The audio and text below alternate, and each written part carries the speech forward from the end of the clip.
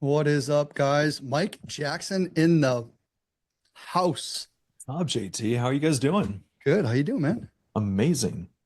What's up, Good. Eric? Handsome devil Eric Oh, out how there. are you? Amazing. Yeah. How's Yeah. life for you? Good. Good. Busy? Rachel's probably freaking out. Her camera's I off. am freaking out. I'm yelling at my camera right now. It's blinking and not turning on. Unplug it and then just replug it in and then That's take your what we're time. doing. Yep. It's Rachel, is this your first like co-hosting experience? Yes, it is. And I'm really starting it out with a bang, clearly. Yeah, I was gonna say no pressure. Let me just talk about the obvious. I may just unplug my new camera and go You to, could- Listen, my I got to camera. catch up with Mike because it's been a while. Yeah, and he's pretty incredible. Well, it's very sweet. But while you're figuring out your tech issues, I have a tech story to tell about you to everyone else yesterday. Oh no, not again. I won't tell it. She's getting better at tech. We'll just leave it at that. Yeah, well, sometimes Rachel's in North Carolina. She's been in the military. She's out of the military, but military family, her husband and herself. So, you know what? She's a badass in other instances, but you can't have it all, I guess. You just can't have it all. She could take care of business. She went to Nepal and climbed some other mountains. I know she saw Everest, but saw other. Yeah. Dope So mountains. it's been one of my favorite things when Pace is talking about Owners Club in all of our Zooms because he keeps talking about the other mountains. And I've been like telling Birdie like the other mountains are Lhotse and Nuptse because I went past them and we joke that her second Everest, her Lhotse, will be Lhotse work. That is a birdie comment. Oh, come on. She's great. He's great. I see Robin in the car. Robin, good to see you. All right. So people are piling in. What's up, everybody? Welcome. It's Tuesday, and we are here with Deal Sauce, of course. We want to change things up. We were rolling for the first couple weeks, couple months with really everyone getting accustomed to Deal Sauce, and whether you're in there or not, or whether you're familiar with Deal Sauce or not, great. It's a community-based software here. I mean, of course, it's Pace Morbies and Jamil Damjes, but it's not going anywhere. It's not like it's some affiliate program that's going to go away tomorrow or the company shuts down tomorrow. We are using it because it's for us, by us, honestly. And we want to continue to make it the dopest software out there. And the coolest part is that you have an opinion on it. If we see something, we say something, and then we make a correction or we change or an improvement if we deem necessary. So I just blessed enough to be a conduit inside of this and being honestly just since the beginning of it. So I'm grateful to be here. We're going to go through low equity today, and you're going to see a lot more intentional, Zooms because, although we're going to also use these for training modules, I think as well, we can come back to the archives and dive deep and get into it and figure out what Mike and Rachel say, or how do we go backwards, and they'll all be in the Zoom vault and they'll be there forever or for however long in time we need to improve them. So Mike Jackson. Bro, you did the semester. And well, first of all, catch everyone up to speed. Who are you? Yeah, hey guys, my name is Mike Jackson. I live in Austin, Texas. I'm originally from Southern California. I moved out here about 6 or 7 years ago. Don't love the summers. Everything else is fantastic. I focus primarily on low equity within SubTo. I joined SubTo in May of 2020. So I think this is coming up next week on my 5th-year anniversary. And I've always been doing direct to agent work. My first job out of college was as a commercial real estate agent in Los Angeles, where I was focusing on selling apartment complexes. I hated going into the office in a suit every single day and pretending like I knew what I was talking about. Just didn't really fit me very well. Since then, I've worked for hedge funds, I've worked for private equity firms, run family companies, and now I'm focused on just building up my own portfolio and working with other SubTo students. So my specialty, I think, what I feel like I'm best at is direct agent, specifically low equity work. And we love SubTo, hybrid deals. We love to wrap. We love to do a lot of different things here. So was that sufficient, Justin? You want me to go Bro, into my horoscope at all? Although I would be interested in that, you went to a level 10 right there. I was like, whoa, we have so much we can get into. And that's the fun part about this. So, I mean, you talked about wraps and everything. That is level 3. We're going to go to level 1 today. And I think we can definitely get there. We can definitely talk about those and highlight those different exits and the ability to monetize a low equity deal, where sometimes we might buy an low equity deal, and you go, oh, what do I do now? Well, there might not be a buyer for it, or doesn't invest It doesn't make sense for an investor to cash flow on it, right? So we can get into all those things, but those are the targets and the levels that Mike knows about, guys. So let's be sure to make sure we use him as a resource and also extract some of these nuggets out of his brain, because yeah, you have been consistently doing the low equity. And I love that. Consistently. Yeah, my first deal in SubTo, my first creative deal was a low equity SubTo deal that I wrapped. I still hold it today. I got my email from my servicing company last week saying that my money was deposited in my account. That's the coolest feeling ever, by the way, just not having to do a whole lot. But Justin, you said it really interestingly, and I just want to mention this before I forget. A lot of people look at low equity deals. A lot of investors will look at low equity deals, especially ones from traditional real estate investment, like the wholesale type of model, and they'll go, why would you ever do something like that? And basically what they're doing is they're missing out on a really cool opportunity. And so we can talk about that today. Another time, step over dollars to pick up pennies or something. Yeah, whatever Eric says, he's always right. So yeah, Eric is a smarty pants here, so we're gonna rely on him to speak for us, and that's something he does often for me. He goes, "Hold on, guys, let me interpret what Justin actually meant to say." Yeah, let me decipher that accent for you. He's like your personal AI assistant. I actually just put on the side chat just a quick screenshot of what my email looks like when those come in. Oh, actually, you can see. Oh, the first one's a different email, but you can see, guys, Westar, right? And that's what Mike was saying. When you do a wrap deal, when you take a subject to, or you have something that has servicing on it, a third-party servicing. If you watch some of the modules, you've heard Pace say third-party servicing. That is just an example of what your email will look like once you accumulate a lot of different servicing. And those are all payment records. Step over dollars to pick up dimes. That's it. All right. Cool. All right, Mike, thank you so much. And let's go into it. So, Mike, catch us up to speed on what you're seeing right now in the marketplace. What are you seeing out there? Now, will I buy a low equity deal? Absolutely. Am I constantly in that game? No. But I think it's when they come. When they're there, I guess. What are you seeing out there right now? Markets are shifting. The real estate game is, depending on the different markets, we're fluctuating across the country. Now in my Northeast New England market, we are strong, but we move slower. Our ebbs and flows respond differently. When the rest of the country might be moving at a 5-10%, trend one way or the other, we might see 3 to 5%, 2, 3, 5%. But I like that. So catch me up to speed. Yeah, slow and steady definitely wins the race, I think, when it comes to those sorts of things. What I'm seeing compared to at least a few years ago when I was starting to get into the creative space was that back before, how do we call it? Before Pace, we'll call it BP, right? In the chronological timeline, there were far fewer people doing these kinds of deals, right? And so very few people were targeting low equity. And then I used to have conversations with agents 2 or 3 years ago, and they'd say, man, you're the second person to call me this month about this deal wanting to take over payments. And I looked back at those days and I was like, man, how do I get to be the first guy? Right now, if you really take a look at what's happening in the environment, how many times are you guys calling agents on day 30, 60, 90, and they're like, you're the 50th person today to call me about this deal, right? Yeah. Times have changed that way, right? Paces become huge, and there's software now where we can target these very early on in the process and then also do it in mass. Ironically, back then, we were in an appreciating market, right? This was kind of like semi-post-COVID, and we saw prices start to go up. And so we were buying what we considered to be low equity deals, but 2 months after that, it was no longer a low equity deal because prices have, now it's a little bit different. Right now, there's some uncertainty depending on market. And so we're seeing a lot more people target low equity deals, a lot more of us who are sending out LOIs and offers and having conversations with agents. Ironically, properties are sitting on the market a lot longer now than they were a year ago, 2 years ago, 3 years ago. Right. And so what we can present them is a different option. But I think one thing we as SubTo students, is this SubTo specific, Justin? Yeah, we're all community based here. Okay. So you might have some owners club, you might have Gator, and yeah, all community.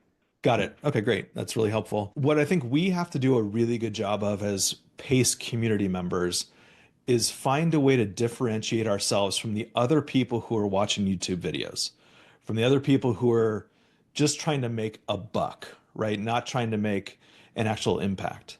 And so what I mean by that is there are things that we know that we can implement in the process that we have with real estate agents, other investors, where we're doing things ethically, morally, and also providing the best guidance that we possibly can and know how to provide, as opposed to saying, let's get this thing under contract, waste someone's time, and maybe make $5,000 and lie the whole way around, right? I'm all about transparency, and I'm all about telling people exactly what I am trying to accomplish. If they're on board, amazing. If they're not, then we move on to the next deal. Long story short, that was a very long-winded way, Justin, of saying things have changed pretty dramatically in the pricing of houses and market volatility. There are a lot more people who are doing these types of deals just because it's top of mind, right? Pace is promoting this sort of thing to SubTo and non-SubTo members. And so we have to find a way to differentiate ourselves, make ourselves stand out in some way. And that's what Rachel and I focus a lot of our time and attention on, is just doing the right thing in the right scenario all the time. Great. Well said. Can I piggyback off of that too, just Sure. really quickly, Justin? Hey guys, well, it's Rachel Davis. By the way, we need to do an introduction now that our camera's working. We can actually see who we're speaking with. So Rachel, actually, before you get into your point, make sure you don't forget, introduce yourself, please.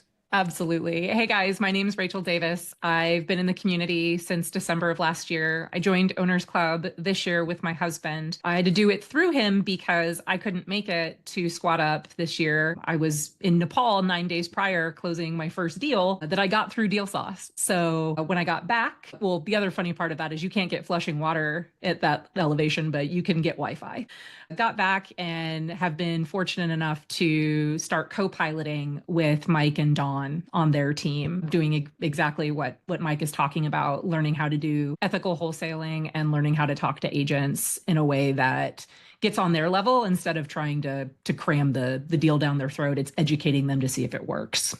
Ethical wholesaling. And Rachel, and thank you for being here. So I asked Rachel and Mike to be here. Mike, I've known for a couple of years now. Rachel and I met through in SubTo, and I met her husband as well. Great people. And as soon as I heard they were collaborating, it was one of those things like, all right, we got to bring him inside of the Tuesdays here. And I think Rachel, I would love for you to bring your perspective of just who you are. I mean, you are a go-getter. You've done a lot of things. You've done some real estate. You've owned some real estate. But now that you're inside of the transactional side of things, the acquisition, finding your groove, I think there's a lot of relatability here too for you with others. So please, guys, if there is something you see, something you need to ask, Rachel should be your conduit if you're looking to break in here and you're brand new too. Maybe if there's just a question outside of low equity deal sauce type of transactions, please leverage Rachel for that, because she is a leader and she wants to lead. I'll leave my link in here too, guys. One of the thing I was going to add to and thank you for that, Justin. That's really nice to say. I appreciate that. I think one of the things I'm learning is processes and systems are phenomenal and you need them in a business, but they don't take away human touch. And a lot of agents that I've been reaching out to, they haven't been called as much because people are sending emails and text messages, but they're not calling. And so since that is static communication and a phone call is dynamic, you get much more into tone. You learn what the agent's actual pain point is. And if you can go into that call with what I lovingly call monkey mind, like, I'm not here to sell you this. I really am just trying to see if this makes sense. I found that we've been getting a lot more traction. Right on. All right. So what markets do you want to go into? And it was at the point that you wanted to make earlier before I interrupted you? Yes, it's just call the leads. Don't just rely on your systems. You got to call the people. For sure. And, I think there was a comment I hear that Nathan said, heard agent talking about saturation with LOIs, the no one left behind challenge. Yeah, guys, but still, we still need to do the challenge. And you have to understand the challenge is also it's Pace's way of getting people to take action. He's constantly creating ways to try to trick people into doing real estate, because it's not just like, hey, I'm going to sit back and collect, I'm going to sit back and be the king of SubTo community, and that's it. That's not the name of the game. Like early on, he had told me, and I've said this once, I'll say it again. He's like, bro, I need you to pioneer to get leads. We need leads. That's my number one focus for people, is to get leads in our community. Leads equal deals. Deals equal success. And people doing successful deals. So that is the number one thing. But yes, we have to pivot. Find your own little niche. I know one of the things, Rachel's just saying as easy as just picking up the phone. 99% of the people don't want to do that, so they'll use an email. So we'll carve our own paths and we'll explore all those options. Speaking of markets, what markets do you want to touch? Mike, Rachel, do you have like top 3 right now that you would look up? Yeah, are you looking for specific metropolitans or states? So what exactly are you looking for? Yeah, bro, we can go states or we can go areas. Okay. Well, I will jump on Deal Sauce. For me, I'm always gravitating to like 5 markets because it's just the top of mind. But I'd love to just throw a curveball and say, hey, I actually found this little honey hole. Or do we want to, maybe we should work this out together and say, how about we actively explore a market that might, like, we'll put ourselves in newbie shoes. Want to try that? Yep. All right, let's do that. You know what? I'm just making this up on the fly because I think that would be actually interesting. One of the things we're getting here at Deal Sauce, a lot of folks are bringing questions into the support group, which the support team is not really geared to answer our investing questions. So we're working on bringing in some help to get people up to speed. And that's usually the folks that are not inside of any of these communities, any of our communities, I should say. So, and Mike, you don't use Deal Sauce currently, right? I'm with PropStream currently, but only because of the familiarity. I actually love what Deal Sauce provides, which PropStream would basically provide as an add-on. So I'm going to transition over. I'm just not quite ready to cut that bait yet. That's all good, brother. I'll get you a free week, two free week trial. I can Love say it. I'll give you more than that. So if we were to go out and say we wanted to find a market, we could do a few different things. And we don't have all the tools in here just yet, but we have a lot of the conceptual on my whiteboard here and other places that we want to bring into Deal Sauce to act as someone coming in off the street, per se, coming in the community going, all right, I'm a CPA. I want to put my money to work. I don't want to do it traditionally. I heard Pacemore, we talk about something on a free YouTube video. I'm here. What do I do? Yeah, great question. I would think of this a couple of different ways. You have to have a little bit of knowledge to figure out what the end game looks like. And what I mean by that is, let's use Texas as an example. So if I'm going for low equity in Texas, do I want to keep it as a rental? I think the initial reaction when everyone joins SubTo is they want to build a portfolio, right? And so rentals are the easy way to do that. But in Texas, the issue is that we have very high property taxes. And so it's hard to find a cash flowing asset, even at very low interest rates here in Texas. Florida, if we're comparing it to another state, is very similar for a different reason because of high insurance rates, right? So if we're focusing strictly on low equity, I think what's really interesting is to think about the demographic of person that we're going to be buying a property from, right? So Rachel, can I have some interaction with you for a sec? Of course. Okay, cool. So what types of loans would be more common for our low equity deals? Gotta love a VA loan. Yeah. VA and FHA, right? And it's it's because it's for a few reasons, but the simplest way to diagnose this is because they're very low down payment loans, right? With VA, you can put 0 down. Sometimes you can actually borrow more. You can borrow closing costs, things like that. For FHA, it's 3.5%, right? So a lot of the deals that we're working on are VAs or FHA loans. So think about it this way. Where would there be a lot of VA loans if we want to focus on that? Are you asking me or are you asking the rest of the audience? Anybody, quite frankly. I think that you're the only one who's unmuted along with Justin and Eric. So anyone who's unmuted. Hold that thought right now. So let's look up most active U.S. military. Largest base is going to be Fort Hood in Killeen, Texas, and the most populated with people is going to be Fort Bragg out of Fayetteville, North Carolina. I got you. Why are you being a smarty pants? It's because I was in the military. So civilian here doesn't know anything, but Fort Bragg, known as Fort Liberty, North Carolina. So I would love to see a list. So can I just say, give me top 5 locations? I want to guess. I'm pretty sure it's going to be, let's see, Campbell, yep, Carson, Lewis McCord, and Hood. Yep. Not surprised. All right. So guys, I'm going to put this in the side chat because we're going to keep this and let's carry back on. I love this. So we have what I initially did, just so you guys know, is I would go search the US for low equity leads. I'd go state by state, county by county. And what I realized is that some of the places that I would have expected there to be really solid low interest rate VA loans, for example, they weren't there. And I'm not entirely sure why, but I found myself gravitating to the list that you've basically put up, Justin, which is Central Texas, Killeen, Belton, Temple, that area. Harker Heights is super big. So Bell County is really big for VA loans. And then lots of North Carolina, lots of Crestview, Florida. What's that city in Tennessee we always run into, Rachel? Clarksville. That's Fort Campbell. Yep. Yep. A lot of deals in Clarksville. So if you're targeting these kinds of leads, you'll come across these cities a lot. El Paso. Academy.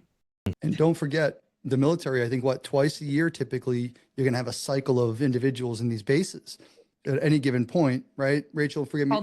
Yeah, I'm sorry. I'm intimately familiar with this. Yeah. So catch the audience up to speed just briefly on how the housing actually changes over. And someone guys might come over from California, or they get, what do they call it, restationed or PCS, permanent change of station. Yeah. Use the terms that civilians would know.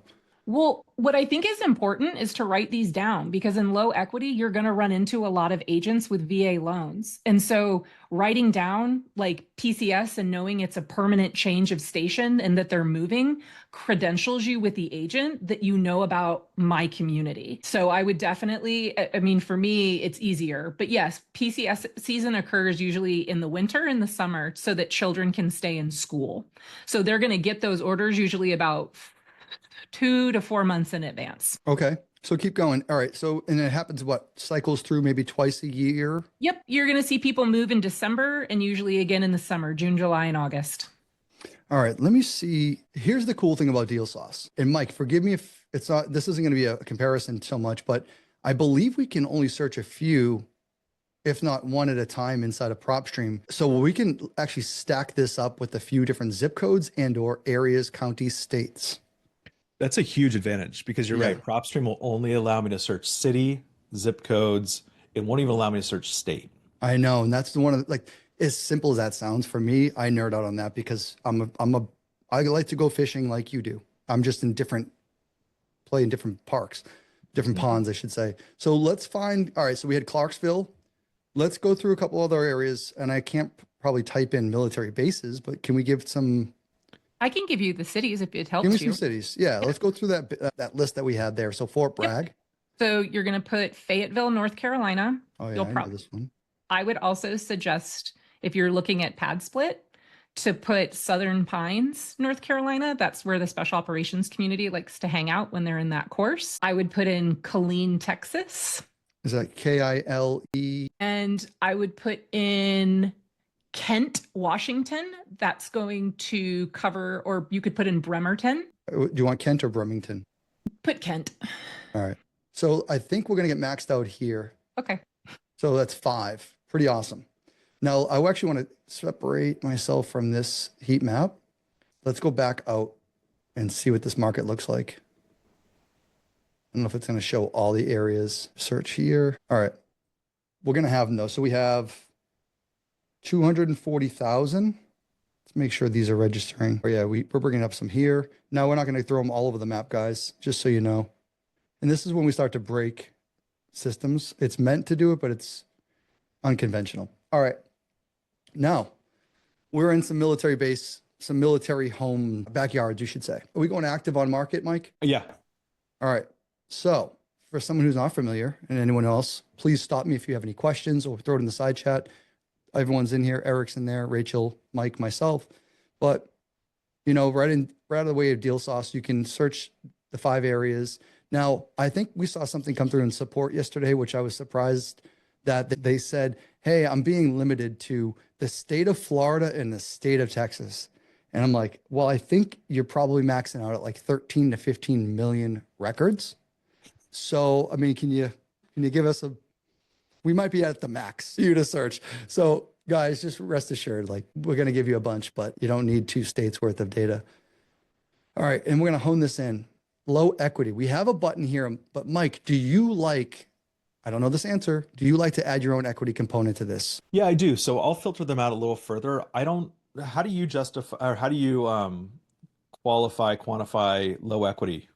Is it 20% or less equity? We are here, But I also know that some folks, I've dealt with Myron and his LOI blaster, and he's done things that he's sniffed at 65, 70%. Yeah, so I actually go the other way Yep. personally because I want to be hyper focused. So what I do up to about 4.5% interest rate, I will go between 12 and 15% max. Anything above that, up to about 6%, this is, I know you can't put this in at the same time, but just so you guys know, if I want to go above 4.5%, so somewhere between 4.5 and 6, I'll limit it to about 10% equity, just because I don't want my entry fee to be too high for those higher interest rate deals. All right. So let's say that again. We're going to go max at 4.5% interest. Perfect. All right. And we don't care for a minimum, right? Because anything less is Gravy. great. Yeah. So Yeah. we have loan to value. We have two spots you can do this. You can pick one. We have loan to value, equity. I've been using loan to value. It's confused some people in here, but we can go right up to minimum of 90%. Justin, can I ask you a question on how Sure. this is all kind of formatted? Sure. So if it's on market, do you guys take into account the asking price compared to the loan balance? Asking price to the loan balance. We are looking at, let's see what this says. We've changed this verbiage up a few times. So the ratio of the estimated mortgage balance from the recent mortgage update, if available, assessed value. So it's the loan balance divided by the assessed value of the property at the time of purchase. So I guess we're not going off the retail number, but let's take a look because I believe let's go pull this list real quick. Let's just see the 66 in Clarksville. We'll be able to tell the numbers. So right out of the gate, right at the top of the page, we have all of the agent information, the market information. This was on for 26 days. They're asking $294.9. It's telling us it's 2% below value based on what it's comping it at. And we'll go down here. Oh, it's price drop to sell. We see a before and after. So they bought it in 2022. They have it on market this year. And there's a difference of $3,300 from when they bought it to now. That's pretty amazing to see. Wow. That's it. So and that's really, really common, Justin, just because what happens in a lot of these environments is, like we were talking about before, people are moving in and out constantly. And so a lot of people will buy a home, maybe prematurely, in my opinion, but they'll buy a home and they'll be PCS'd a year or two later. And they just haven't had the time to accrue that equity or that principal pay down to really sell it and walk away with cash. Amazing. And you would think that from 2022 to now, there would have been a tremendous amount of appreciation or some. Can I offer another reason why a lot of times these houses stay flat? It's the military is the only thing that keeps a lot of these economies adrift or afloat. And the government every veteran or every service member has what's called BAH, or Basic Allowance for Housing. And it's tied to where your zip code. So if everyone knows that you're moving to that zip code, the military is not going to change and increase particularly often to inflate the economy. Interesting. Well, it makes sense. So we're reading right now the market value. So we have the 274.6. AVM is the artificial valuation. That's really what the hedge funds, I like to say it's the hedge funds telling us what it's worth. That's just, honestly, it's a artificial valuation. It's the Zestimate to some degree. Mike, you bring up a good point that I might be able to make a new filter now, is if you want to go off of equity off the asking price. Because that's real equity. I mean, it's actually, Yeah. it's perceived equity until we actually subtract out cost to close and things like that. But this is one thing that my usage of PropStream definitely does not do this, right? So what they do is they take the mortgage balance, I think very similar to the current usage of Deal Sauce. It's either assessed value or it's their estimated value is what they do. And the problem with that for PropStream, at least, is that if they misrepresent or if they miscalculate what the estimated value is, it messes everything up. Ooh, dropping F-bombs. Someone unmuted. What did I say? No, I thought I just heard someone was unmuted. It's really good because, yeah, we've seen all the time that you go into someone's mortgage here. Let's just go back to this case study here. We'll go down to the mortgage information and the loans. This is only, and I think you know this, Mike, but anyone out there, this was an education trip for me as well. This is just estimated. They have a VA spot on to what we're actually talking about. So, do you think Mike and Rachel know what they're talking about? So they pinpointed us without even searching for a VA loan, which we can do, to a VA loan. it's an estimated approximate 4% interest rate. They bought it in 23. Interesting that they would get that, but it's a Penny Mac. So it's probably still Penny Mac, and it's a VA refinance. Oh, actually the original came down in 22. So they've refinanced. Interesting. And remember, VA loans are always going to be more favorable in terms of rates and costs and fees, that sort of thing, than most other loans. Oh yeah, so, for sure. So if you're targeting VA loans, you're already ahead of the game getting a better interest rate if two loans were originating at the same time. Got it. Well, look at here though. The one thing wow, that's so skinny. That's such a skinny deal. But what I wanted to tell everyone is the estimated. So don't take it as it's going to be exactly 4%. Don't take this as their original loan was a 6.02%. I just want to declare out there right now, everyone, we're estimating, and all the softwares do this. I'm talking about PropStream, I'm talking about all of them. We cannot get into their note, right? We don't know exactly their interest rate all the time. So what we're doing is we're estimating, approximating when they recorded that loan and when they obtained that loan, where the rates were at that moment in time. That's all that is. So I just want to make a little, I've said it once, but I just want to educate folks, because sometimes people will call up and they'll be like, oh, they have a 3.2% interest rate. I'm like, well, do they? You know, I just bought a deal. It was expired and it said it was a 2.9 and it was a 3.1. Big whoop-de-doo, big deal. I just wanted to show though, like it's an estimated. And Justin, just so you know, Rachel and I have done a side-by-side analysis on this. Deal Sauce has much more accurate interest rate data than PropStream. Interesting. Yeah, I've learned some little dirty secrets out there inside of the software industry. I'll say it in this closed environment, and I'm not giving anything away, but there are certain things that you cannot display, and even in non-disclosure states, when others will mark theirs, they'll inflate things or deflate things because they can't show the actual numbers. We hone right into this, try to get into like within $100 or two. Mm-hmm. So same for the interest rates and whatnot, but that's great. Thank you. So really guys, that's what you're seeing here. We can see it's an estimated 4%.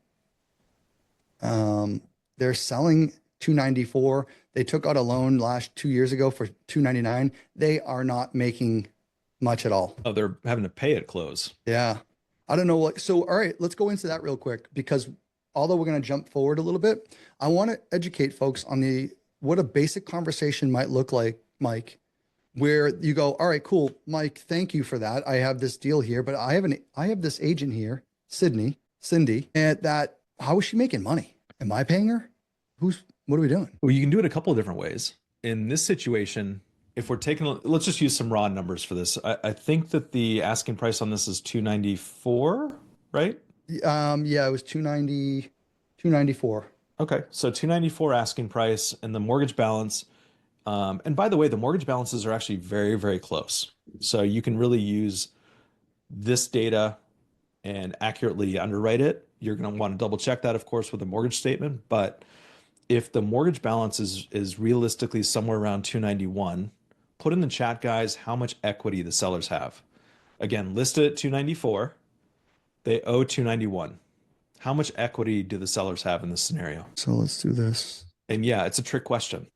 There's this idea of there's a difference between perceived equity and real equity, right? So to further kind of dive down into this example specifically, the reality is that some people will think that they have $3,000 in equity. They don't, right? Because what does it cost to sell a house? What are some of the costs as the seller of a home that we incur anytime we sell a house? Feel free to put in the chat if we want this to be active. Of course, there is commission, right? What are you putting for a percentage? What do you think a closing expense would be? So things have changed for me in the past year or so with this, because what I always have estimated pre-NAR settlement is 6% total for commission, right? I think what we've seen, and I'd love to see if you guys have different opinions here in the chat, what I'm seeing a lot of is sellers still offering a 3% buy-side commission. So I'm estimating 6% for commission in total, and I'm also estimating 2% for closing costs. And that's just the seller's cost to sell. So I'm estimating 8% total. Now, when I'm doing all of these sorts of things, when I'm actually analyzing this deal, I'm taking out that 8% off of, in this case, 295, And what would that be in total? So it would be 23. We're down to like 270, right? I would look at this as a relatively big time negative equity scenario for the seller. And if we go back to what we were talking about before, where properties are sitting on the market a lot longer, maybe there are fewer buyers out there because interest rates have gone up, or maybe they're worried about economic issues. You know, there's some uncertainty still, right? So there are people who are sitting on the sidelines. There aren't as many buyers, I'm noticing at least. So let's say, for example, you have a house that you're listing for a seller. It's listed at 295. It's listed for 30 days, 60 days, whatever it is. You don't have a buyer. What happens at that point? What do you guys do? What are your options to try to increase visibility on this house? Most likely you lower the price, right? Yep. You try to make it more attractive for people. So in low equity scenarios, it's basically, it's not exact, but it's basically a dollar for dollar reduction in cash to seller as people reduce the price of a home, right? Or in this case, it's actually going to cost them more to sell the house at close if they have to reduce the price, right? If they reduce it by $5,000, that's $5,000 more that they have to pay. So the conversations that Rachel and I are having are, look, we know that there are potentially some hangups with a sub-2 sale. Sometimes, depending on the scenario, we're very, very rarely the first option, right? And so what we want to present is a secondary option in most cases. We want to say, based on the numbers that we see, and we're very, very straightforward with people. We don't want to play the game of, hey, can I pay cash for your house? Is there flexibility in the price? You know, I've done that before. Hey, you're listed at 295. Can I pay you 265? I'm not trying to play that game of having the seller's agent tell me what their equity position is. I like going into it with some knowledge. And that's the beauty of Deal Sauce here, right? You can go into these conversations with that knowledge at your fingertips and say, hey, Sarah in this case is the listing agent. Sarah, it looks like you guys are in a really tight equity position. Are my numbers correct? I just want to make sure that I'm calling you for the right reason. Usually 99% of the time, our numbers are right on, right? Within a couple $100, as Justin said. And so we really want to provide them with a different option. And so our pitch is basically, look, if you guys don't get what you're hoping for in the market, if this property isn't selling for above ask, or if you guys find yourself having to pay 15, 10, $5,000 to close, whatever it is, let's have a conversation and I can walk you through an alternative solution for you guys. And it may not be ideal for everyone. It may not even be ideal for you, but let's give you that option so that you guys can make the best decision for yourself. So that's in a nutshell. You know, we're very straightforward, Justin. We want to tell people where we're coming from. We don't want to beat around the bush. We don't want to waste their time. We still get hung up on all the time, right? No, we're never gonna, that's the stupidest. It's illegal. It's fraud, whatever, right? We still have to get past those things, but we just want to present a different option. And that's our goal. I love it. So, all right, we're looking at these numbers right now, and let me go back to my screen here. Can you guys see my screen?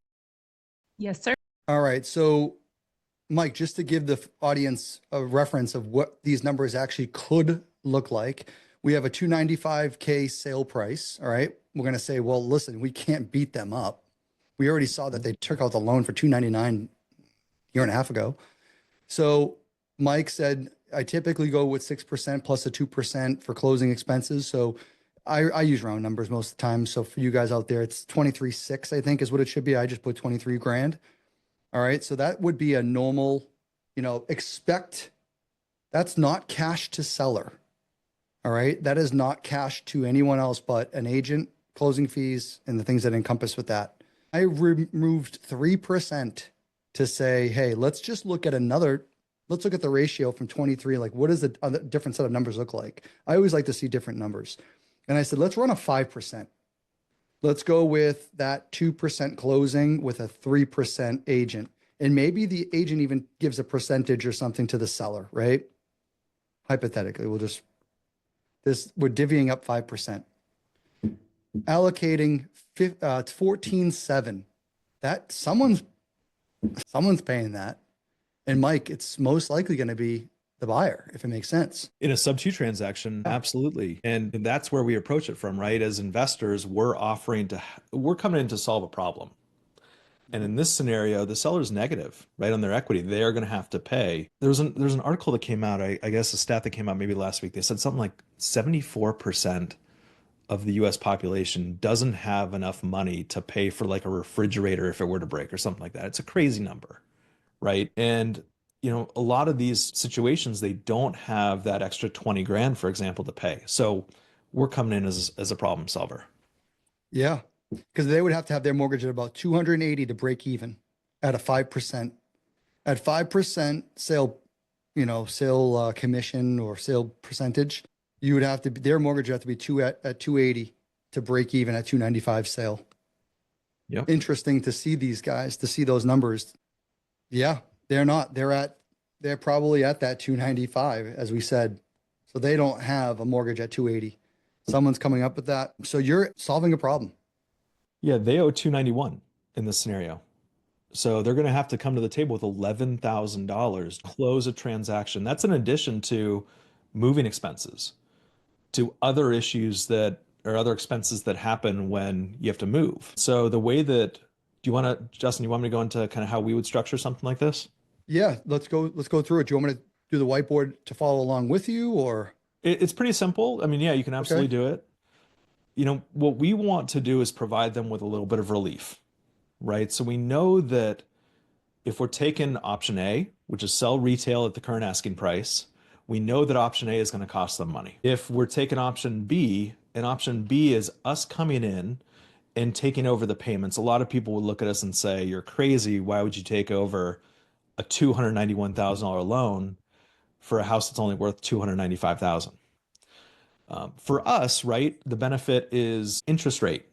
It's not having to go get a new loan. Do you guys have any idea what it would cost me to go to Wells Fargo, for example, to originate a new loan? I might pay 2 or 3 points, maybe, in closing costs and all that sort of BS, right? So it might cost me 10 grand to just go get a new loan.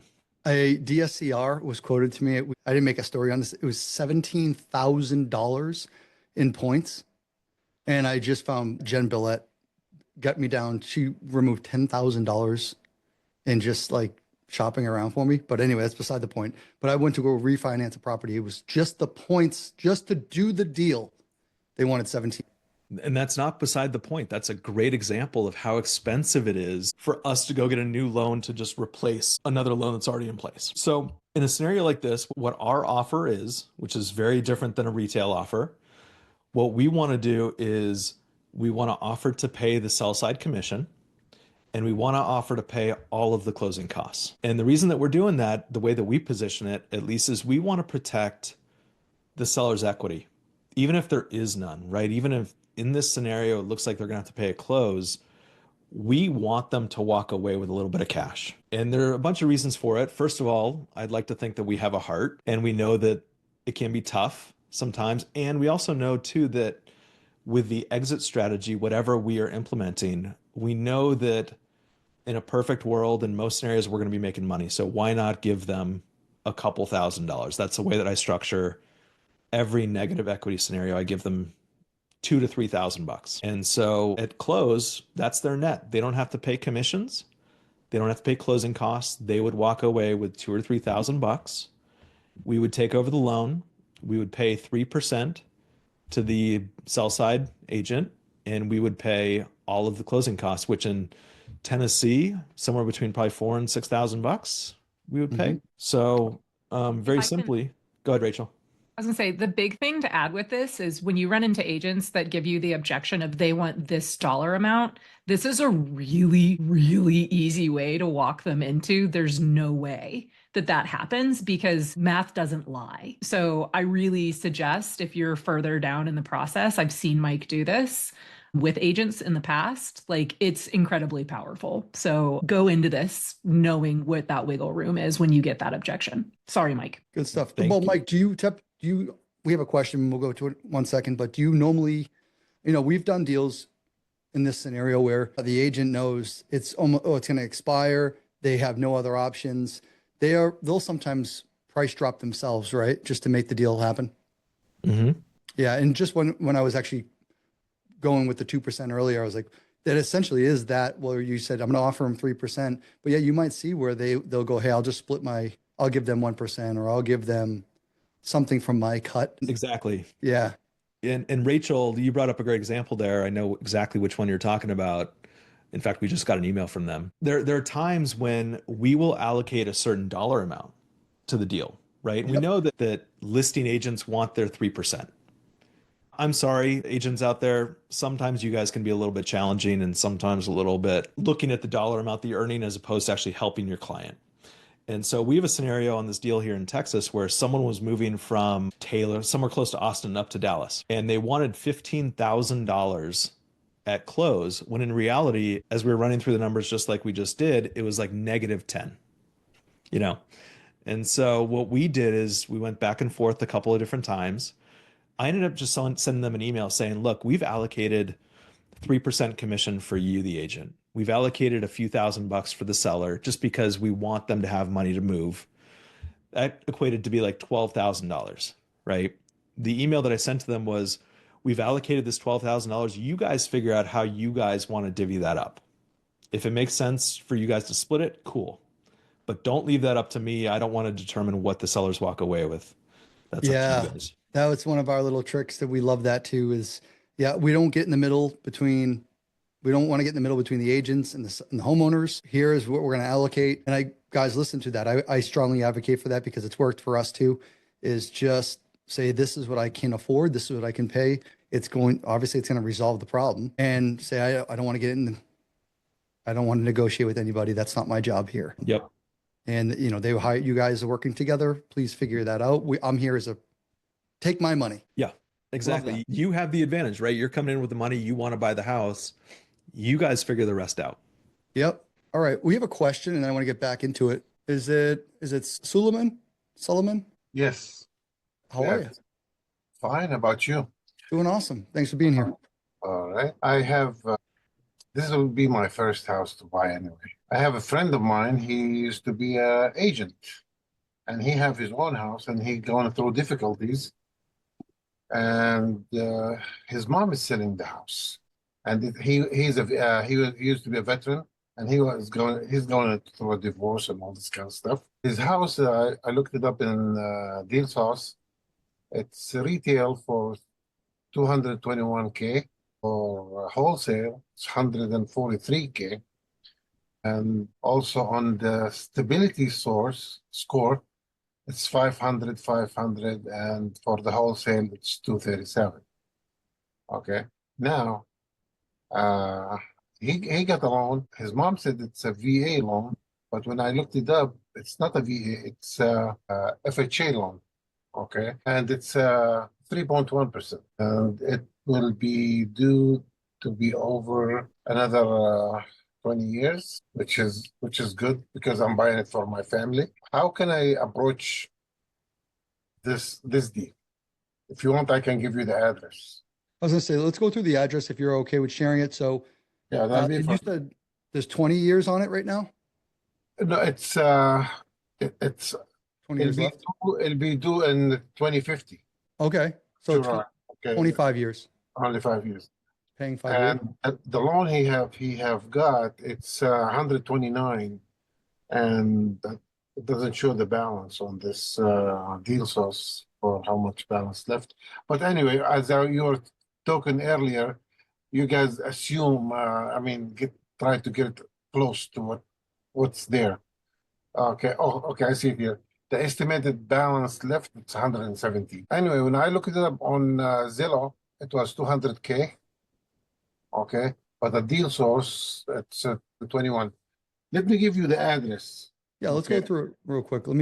I'll cycle through. I'll get rid of this stuff and we'll go right into it. And guys, that search filter, which I should have done now that I took a screenshot of it. I'm antiquated, but I should have just hit saved filters and I could save all those 5 areas we searched, whatever criteria points we put in here. And it could have just been a save search feature, but I chose not to do that. All right, let's hear it. What's the address?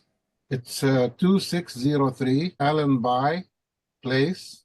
Allen. Allen. B as in boy, I, place, I just saw it. 1 second. Is it in Dayton, Ohio? Dayton, Ohio, yes. All right. Okay, cool. We Yeah, have that's- property was sold in 2020. He bought it for 137 or was sold for 137. And we are saying that its retail right now is 221. Rental estimates are here and the wholesale fee, which is just 65. I think it's 65% of the retail. So it says there's a high equity side of this, right? So it's already telling us there is a high equity side of this. And Okay. Joseph, I got a DM message from you. I just made a filter too for that. I mean, I made a video on that. I do have videos on my YouTube if you want to see how to do the save search, but I can show you later. All right, let's go down to, so we're giving it a bird's eye view here. Total balance or total amount is 129. Estimated loan balance right now is 117. His payment is there and he's about 50% loan to value. So first question is, what are you purchasing the property for? Well, you see, well, I'm taking it over from his mom. But the thing is, the house is empty right now. Him and his wife, they split. They left the kids with the grandmother, and I don't know what to do with this one. You know, how do I sign? How do they have to sign? Because it seems his name on because he's a veteran, and the other house is across the street, which is supposed to be in his mom. It's also in his name. Okay, so his mom is buying everything, and her, I mean, So- and give it to him. That's So what it is. did they not give you a sale price? We need a sale price. Well, I was gonna offer the same, what do you call it, the wholesale price. Okay, so this is a friend of yours? Yes. So, I mean, yeah, you might be different from the pack, right, than the traditional sale. But I would say, a wholesale at $143,000, depending on, what it needs, if it needs any work. I see 3-tab shingles up there. They might be needing to get done soon. I don't know the logistics of this home. Looks clean, right? From when it was purchased 5 years ago. So yeah, it all comes down to your purchase price. And then really we're just going to reverse engineer. What is the question that you have here? I mean, really it comes down to if they're going to give you that subject to loan. Okay, when I looked at the city records, it has the wife's name on it Okay. together. I mean, so, and she's no place to be found. The wife is not, she's split and she's gone. That is a troubling part here with creative finance and subject to, right? Because if she is on the deed, you're going to need her signature, and let's say that you guys made some negotiation for a lease option or something along those lines. You can't even execute that lease option without having that person, or their representative or power of attorney or something. So that is a little bit of a sticky situation. Now, we've been told many times, and Mike, feel free to step in, where we've had the divorces and you've had the low equity deals because of such, oh yeah, my wife, she left me with her new man and I can't even get a hold of her. That's the situation. I mean, it is what it Divorces is. are always the hardest, Justin. They're Yeah. always the hardest for creative finance because even though you've spent 10 or 15 years with somebody sleeping in the same bed, living in the same house, when you go through a divorce, what I've seen at least is it's really hard for two people to even be next to each other on a piece of paper, their names, I mean. And divorce situations are very challenging with creative finance. Is this house listed, Suleiman? No. It's off Okay. market. Okay. Got it. Actually, the grandmother, she owned the house, but she had it in the name of her son.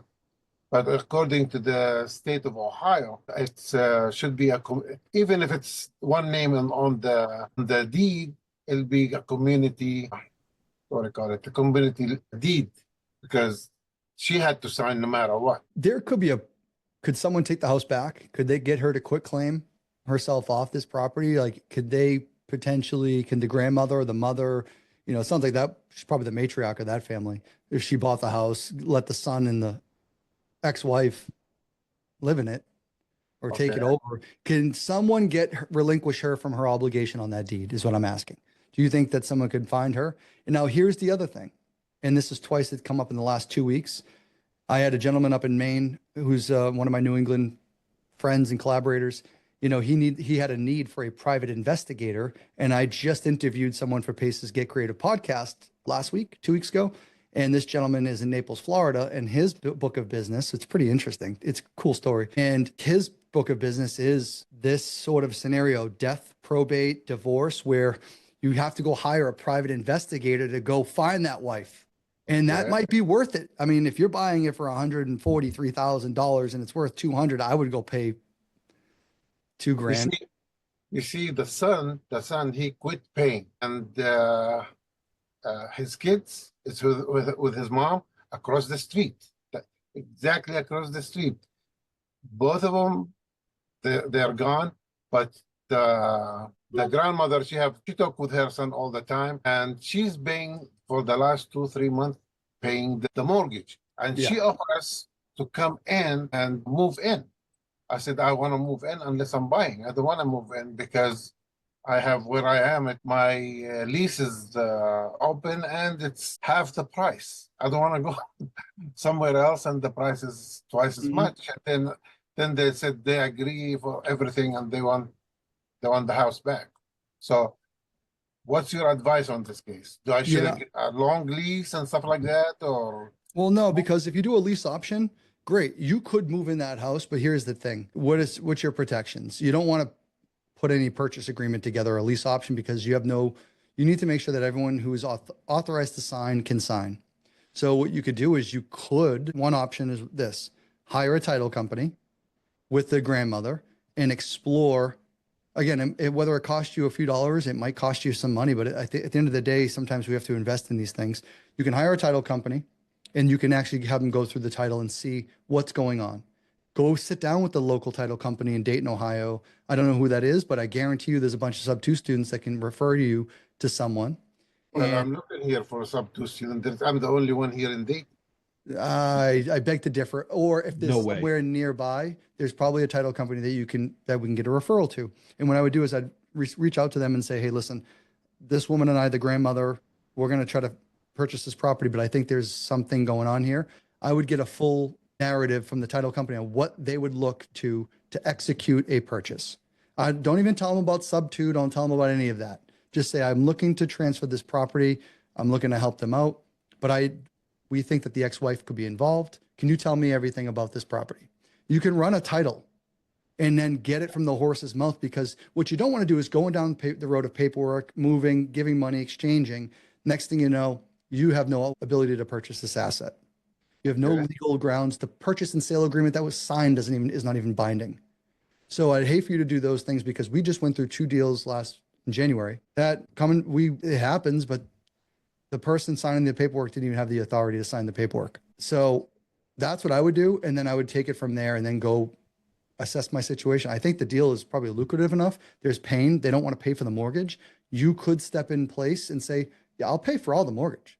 I have no problem. I'll pay the mortgage every month. Let's expedite this. Let's fast track it. Let's go to the title company together. And then I would do is then figure out if that wife is on there, and let's say they're married in Ohio, maybe she has to sign off on it as well, even if they're married, and maybe she bought it. The wife, again, this is getting in the weeds, but guys, if the grandmother bought the house and she transferred it to her son, even that transfer could trigger being married. The wife now is entitled to 50% of it. So I don't know the laws about Ohio, so I'm just giving you hypotheticals. What I would do is the title company can answer that question. Do we need the wife or not? The best answer would be no. There's paperwork that may have been done and recorded that you have zero idea about, and maybe she didn't explain it to you. So that would be my first. It's going to cost you little to nothing, but it's also going to plant the seed with the grandmother that you are taking action, you are serious, you're putting your money where your mouth is, and you can actually resolve this problem. There's potentially light at the end of the tunnel. Good luck. A creative title, well, can they do anything about that? Creative title can help. I just don't know if they're backed up a little bit. Because this is my first house and I want to learn everything doing this one too. Anyone in Ohio, anyone have any references in Ohio who we can get to a title company? I mean, you don't even have to go sit down there. I'm just going old school because that's sometimes the best. But, go to the office, bring the grandmother, you go with her. But who's your regional leader? Sorry to interrupt you, Justin. No, you're good. You're good. Who's the regional leader in Ohio? I have no idea. Who is I the tried. regional leader? I went when I went to Squad Up, tried to find anybody in Ohio, I couldn't find any. So then Okay. just go in the Facebook group. I just did it right now. Look for Dayton, Ohio. And a lot of the posts that come up are going to be, who's buying in Dayton, things like that. But if you go through the comments, there are a handful in my 2 minutes of looking that says, hey, I'm in Dayton. What do you need? Give me a shout. So I bet you could find, 10 people if you looked for 10 minutes. Yeah. And Dennis just mentioned too that, is it Anthony? It's Antoine Tucker. Antoine Tucker. Okay, so Suleiman, you have a couple of references right there. That'd be the first place that I start, but you have a few hurdles to get over before you have the conversation about how you're actually going to buy this thing. And then, I mean, even further, we have Eric. Thank you for that, Mike, Rachel. So even on the search side of this, I have, where are my Dayton, Ohio buyers? I have 34 comments. Okay. Yeah, and then you go through the comments, and then you have buyers. I just DM'd you. So just pay attention. You got to just do a little bit of research. But the next thing is, who's the title company? If you find out someone who's in Dayton, but yeah, I think that's an easy one. We used to have a title company list. I don't know. It was started a long time ago. I don't know where it is anymore, but I know we have Pace's title company, of course. You can always reach out to them and say, hey, listen, you want to take this on? Or can you point me in the right direction to Dayton, Ohio area title company that you recommend? They might even just push you away because it's such a small thing that they might just not have the capacity. We should actually, no, we can't. All right, cool. Thank you for that. Let's get back on track, guys. And Mike, let's go back into Deal Sauce. And we had actually all these search features are right there, the search filters. So that's a pre-save, but that will go away. All right. So we found that Clarksville, we got Fayetteville here. We did some search filters. We have active listings. We chose our own equity, a loan to value. We went 90%. Of course, guys, we can adjust this number. And we also went with a max mortgage interest rate of 4.5%. If you have a lot of volume, bring it down, play with the numbers. Also, we're looking for townhomes. We have townhomes here, condos. We could get rid of some of these things. Keep that in mind. Mike, what else are you liking out there? I mean, is this the meat and potatoes of what your business is? And now it's about taking action, or is there some other little search trick or feature that you might want to break out? No, my search terms are really simple. It's basically what you have here. I go specifically for single family, on market, less than whatever interest rate I want to target that day. I really want if I plan to either purchase or if I plan to wholesale a deal, I want to make sure that my entry fee is as low as possible. And so that's why I don't go up to 20% equity. I'll kind of go 15% or less. But you guys can filter out as many deals as you want to based on either what your buyer pool is looking for or what you're specifically looking to buy yourself. Phenomenal. All right. So what I did is I layered it just a little bit with AI just to give it a little bit of flavoring, I guess. It's the same 66 listings, but what I aggregated it to the least or most likely to sell. Well, we already have them on retail, right? So they're going to zero out on our AI technology because they did what we predicted or we were predicting. However, I mean, they went retail and we still have a high wholesale score. So this tells me there's some hurt in Nathaniel's life. His financial world is crumbling because that's usually a big indicator right here. Andrew Walker would be the second. So we went from a 900 to a 6 or 700, but this one just went on market last week. He's got a higher score. Andrew, Liz Pendants on his property would be an old Liz Pendants. Yeah, 17, 4%, nice home. Great. What other areas would you search for if you were looking for tips and tricks? Say you didn't want to go to Clarksville, say you didn't want to go to Fort Bragg in those Fayettevilles. Any other areas would you be looking for? I don't know. It's a weird one if you went multifamily. It's more of a unique. You're not going I've never searched multifamily. I think that'd be a really interesting search. It would. And I'm just thinking the typical mindset would not be, they need to get rid of a problem, but you can do this in any strategy, guys. It's just it's a different conversation though, right? Sorry. Oh, go ahead. I think this would be really interesting, finding low equity with multifamily, particularly with the VA loan, because you're going to start running into soldiers that know how to leverage it or I should say service members that know how to leverage it. So the conversation is going to completely change because they know at this point, okay, I can get up to 4 doors with my VA loan. So they're going to know enough to be dangerous unless they're in this community. I think that's a really interesting perspective. I hadn't thought about it, Justin. Thank you. But, you know, I talked to Nathan Yerkes. He's out in Oklahoma. He's a military dude, and I think he was still active. I think might have just gotten out. But I asked that question. I said, bro, like, tell me, why would anyone, he goes, why would anyone not want to, why are they giving up these VA houses? Or they don't want to be landlords. They don't want any of this hassle. They are so, you got their wife, their kids. A lot of them just don't know. And they don't, There's a complete lack of education. I was an officer, meaning I was required to have a college degree. I didn't know about any of this until I joined SubTo. None of it. Yeah. So right now, 4%, 4.5% active low equity. All right, we have no low equities in these. Justin, I think what a lot of people don't understand about VA loans as well, and I think that Rachel's turning to be like the go-to expert in VA loans. But I think a lot of people don't understand how entitlements work. I don't think they understand how much they can borrow. Can they have multiple loans? How exactly that process works. And I think that what's really interesting, if we're going back to a conversation we had earlier about areas to look, VA loan limits change based on county. And so there's some counties that are more expensive, for example, that have higher loan limits above $1 million. But what's interesting about those places is that you're not going to see a lot of, forgive me, Rachel, if I say this incorrectly, but service men and women buy $1 million house in California, for example, and want to sell it. Those are few and far between.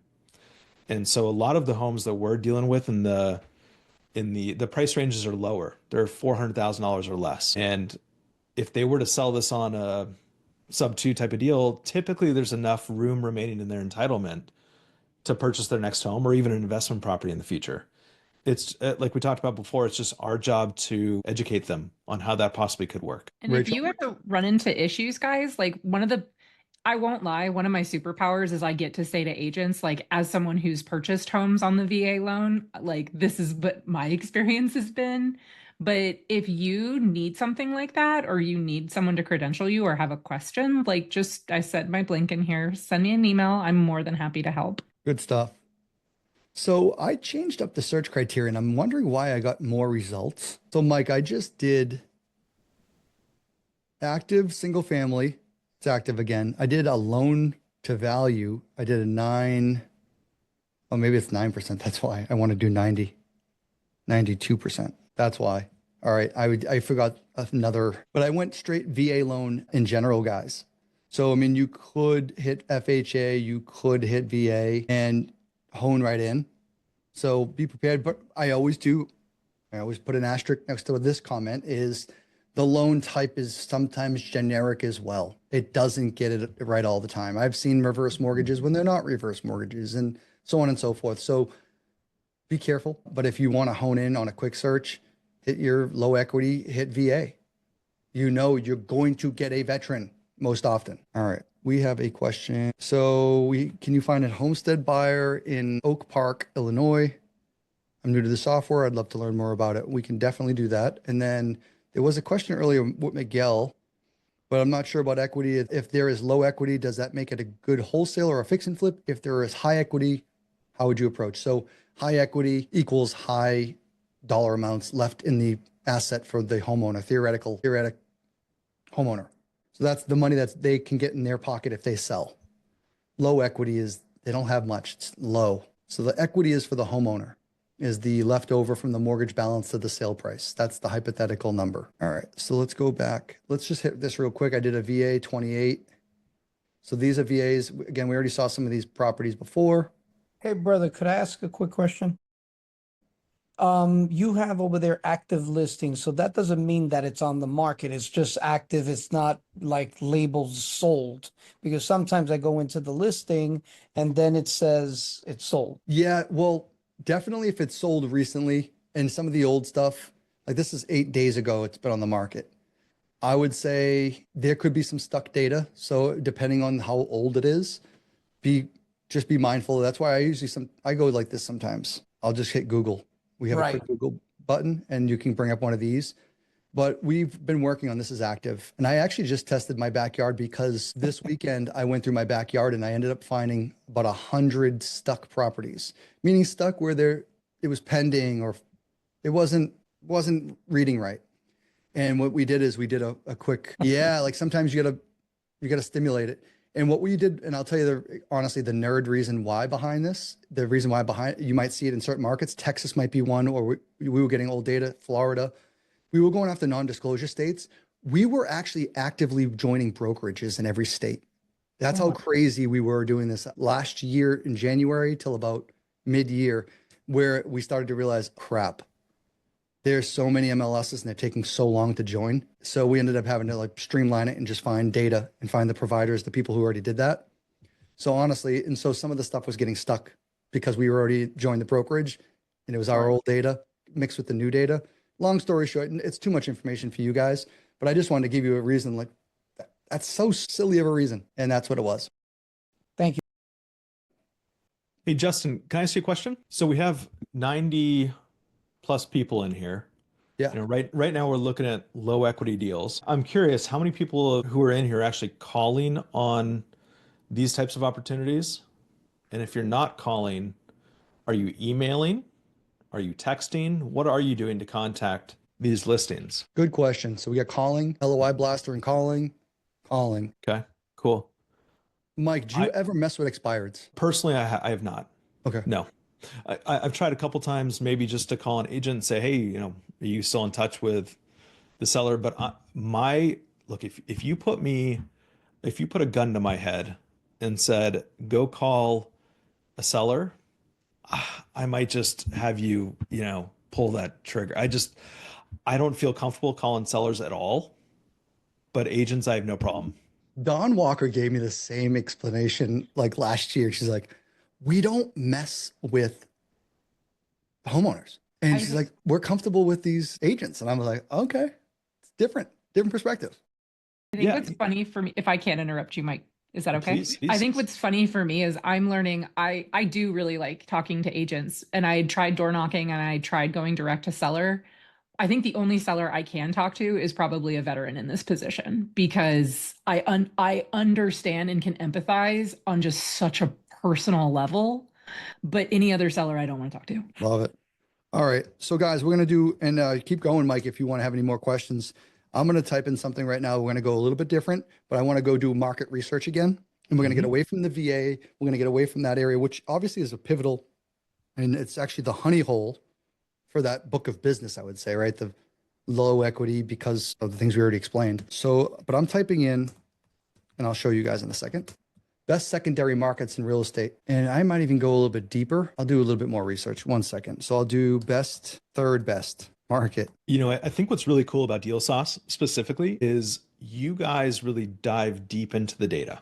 Like you can go as deep as you want to go on it. And the reason that I asked the question about what you guys are doing to contact these agents or sellers is because it's one thing to do something passively with the data that you have. But when you have data this good, what I would do is be as active as you possibly can be with it. Meaning get in front of those people somehow. If it's not in person, call them up and figure out how you can create a relationship with them, because that's the value that you have with this data. It's not on a deal by deal basis. This is on relationships, especially if you're doing DTA, direct to agent. The perfect scenario is for you guys to have a book of business of 25 agents that you actually like talking to, that aren't going to pick up the phone and go, yeah, what, you know, but they're excited to talk to you.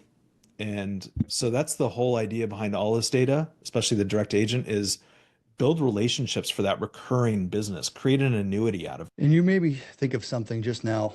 I want to try to break the system again, because I'm thinking right now, other alternative methods of, let's say we search the same area. How do we get in front of more people? Maybe, well, we talk about the expireds. So we talked about it, talking to agents, but okay, agents may have failed or the property didn't sell. Now what? The property could be getting paid for right now. So we're paying down that mortgage just a little bit more, you know, and you could then jump into something where you're calling the homeowner directly still, but we can search by VA. And then furthermore, I wanted to also let you guys know you can layer this another way even in your backyard searching VAs. It doesn't have to be a Fort Bragg or Pendleton. Pendleton. It doesn't have to be one of those markets. It could be a VA in your backyard that someone took out. They used their entitlements and they bought a first or second home. And you could still solve that problem. But I was going to go through rental, looking to see if vacant rentals that may have some low equity pain because they go, crap, can't sell it. Let's just rent it, honey. We're going to put our real estate cap on this time. And they're in San Diego. The other one's in Clarksville, Tennessee, and they're trying to rent it. And they're not even successful on that. So there's other ways of finding opportunities, and you can do that anywhere. And Justin, the cool thing about that search criteria too is that you can target low equity, but you can also target higher equity too, because those are investors who understand what it is that we do, right? And so they might be willing to sell or finance it to you. Maybe they're sick of taking care of the toilets and maintaining the property. And you can come in and say, look, I bet you've really enjoyed the cash flow that this property has produced for the past 15 years. Let me continue to give that to you, but let me take away that hassle of the toilets and the tenants and the general maintenance. That's the beauty of what we do, is we can provide them with a different solution that hopefully meets their needs somehow. And maybe that's one that you guys can capitalize on. Love it. I love that. Yeah. And there's another one right here. I do want to find the rental side of that, just what you were speaking on. So this one could be an old one. It says, oh, this was expired in 23. So we could, guys, I'm going into expireds, and we could filter by when the expired actually became expired. So we can check it out here. We can go to December 1st to current day, expired listings. So we're going with an 85% loan to value, VA loan, expired, single family home. What came up? 31. So, now you can, again, pick and choose. Fayetteville, Helene, look at this Texas one. Mechanics lien, low equity, absentee. Love that one. Before and after. So they bought it, or it sold in 2022 for $329. They had it listed, or they bought it. No, tried to sell it, expired for $355. That's only a $26,000 delta, just so everyone knows. And that does not cover cost to sell. That's not much. So we're doing the math for you, actually, just to tell you, if you're on the phone with the agent, you guys could clearly see there's not much in there. So let's go take a look a little bit deeper. Yeah, all your AI scores, everyone's above 500. So there's some issues. Is this another property? 10? Oh, that's the same one. Yeah, he's got a May of 2022 loan. So that's just as they were right before they were starting to really go up. So that's a juicy one, right at your 4.5 threshold. Now, you might not see that if we put a 4.5% interest rate cap on there. So I want you guys to give yourself a little bit of a buffer. Mike could have been giving himself a buffer of 0.5%, but if you guys go up to 5, 5.25, 5.5, that's okay, because you could be pleasantly surprised that they say, oh, we have a 4.8. Oh, all right, cool. And Justin, if you don't just mind me pointing out something really fast too, what you're basically doing is stacking pain points, right? You're going, okay, it's expired. Oh, there's a mechanics lien. Yep. Oh, there's this issue, so when you're doing your searches and you're pulling out opportunity, having a software like this where you can stack those kinds of pain points is invaluable. Yeah. And this looks distressed to me. I don't know. Maybe it's just the weeds and the rocks, but this looks, I don't know. They have a new fence. Sure. It just doesn't look like it has any love. Look at the neighbor. Justin, that's like the Hamptons of Killeen, by the way, just to give you an idea of what Killeen is like. Really? Yeah, that's every military town. Beverly Hills of Killeen right there. I was up there a couple weeks ago and I saw 4 drug deals in front of me, a couple of Johns get some business or do some business. There's a lot of stuff going on up there. So this is primo neighborhood. Okay. Good to know. But it was vacant. It was vacant. The guy is probably gone already. That's the sad part. And what happens when he's gone? He still has to pay that mortgage. What's going on here? Again, I don't want look at Tacoma. Fort Lewis. So my God, my curiosity wants to get the best of me right now. You know what I want to do? I want to type in this address with a rental and see if it was on apartments.com. And this is what happens. It gets the best of me. Can we call the former listing agent and see if there's still a connection that he or she has with the sellers? Hold on. This was, 100% could. House for sale. Did I go for active on market? No, I did expireds. 166 days unless this is an old or it's for sale by owner. Listed by Sherry. Who was the old agent before Sherry? Status changed to expired on. I'm confused. Either way, listing removed, relisted.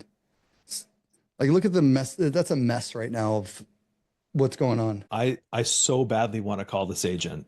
Do you want to do it for everybody? Do you mind? Oh, dude, you have the floor. Let's go. This is your place. I mean, I really want. Oh, look at Rachel. everyone. Look at everyone's going like this. Rachel, do you want to do it? You're the best. We just sell differently, but sure, I can call. All right. So you want me to bring up my screen again? Yeah, that would be. Yeah. The agents, and I'll just give it to you. 1 second. Hey guys, while Rachel does this, one thing I want to point out about Rachel's brand new to SubTo, less than 6 months. I've never seen somebody get into SubTo and make the kind of impact that she's making in a way that is so unique and close to her. She is the type of person that you guys are going to want to make sure you connect with on multiple levels, but I've never seen someone dive in and go, this is what I'm going to do. Hello, One single Sherry. mission. This is Rachel. How are you doing today? I'm good. Hey, I'm sorry to bother you. I'm actually reaching out about one of your expired listings, 1810 Shorn. It is back on the market. We're actually talking about maybe lowering the price, but what can I help you with?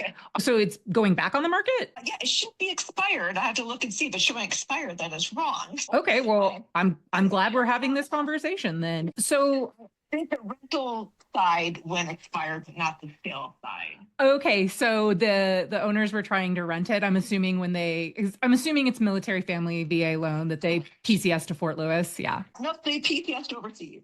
Interesting. Okay, man, lucky them. I'm jealous. Look, now that I know that it's back on the market, I'm noticing some stuff about the home in that it's pretty low equity. I'm assuming you've had people before call you about subject to loans. Yeah, they won't do a subject to. They will. Right now, they're in the process of probably doing a short sale on it. A short sale? Is Yeah. there a reason? They do not want to do a subject to, and they're actually underwater on it. Okay. Since they put solar panels on it, so they're kind of in a sticky situation, but they will not do a subject to. Okay, so here's my question. So they don't want to do a subject to. Let me make sure I understand. Is it just because they don't want to cut a check to the bank? What if I could produce an offer that didn't have them doing that? What if I can underwrite a deal that has them walking away with like a couple $1,000s? Would that be As long something? as it's not a subject to, because they want the loan out of their name. They want everything out of their name. So I'm curious why, because are they buying overseas? No, I have went over all of the options with them, and they just said that was not something they're interested in. They said they would rather let it go to foreclosure than have to deal with anything else. If they're like, it's either all out of our name or nothing at all. So it sounds like you've done a couple of subject to deals then. So Yeah, and they've both gone south. So it's not something that I would be comfortable doing with another client. can you tell me what went south with them? The investors quit paying. And so it was basically one is in litigation right now. They had to get sued. And the other one, it screwed up my seller's credit because they would pay and then they wouldn't pay for a couple months and then they pay. It was just a lot of hot messes in two different companies. And so with it being still a loan in their name and then the deed's been transferred like 4 different times in the past year.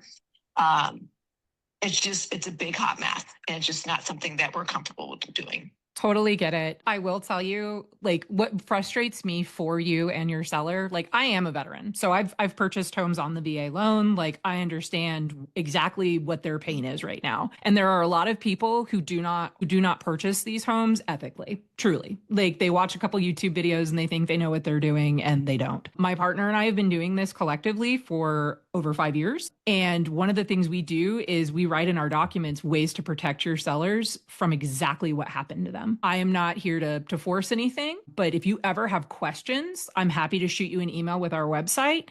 You can go on, you can look, you can see reviews and see how we do business. I would love to, if there's ever a position with any client in this role, that you can call me and just ask questions. I appreciate that. Of course, look, there are so many bad actors in this space and it makes it hard for people like me, Sherry.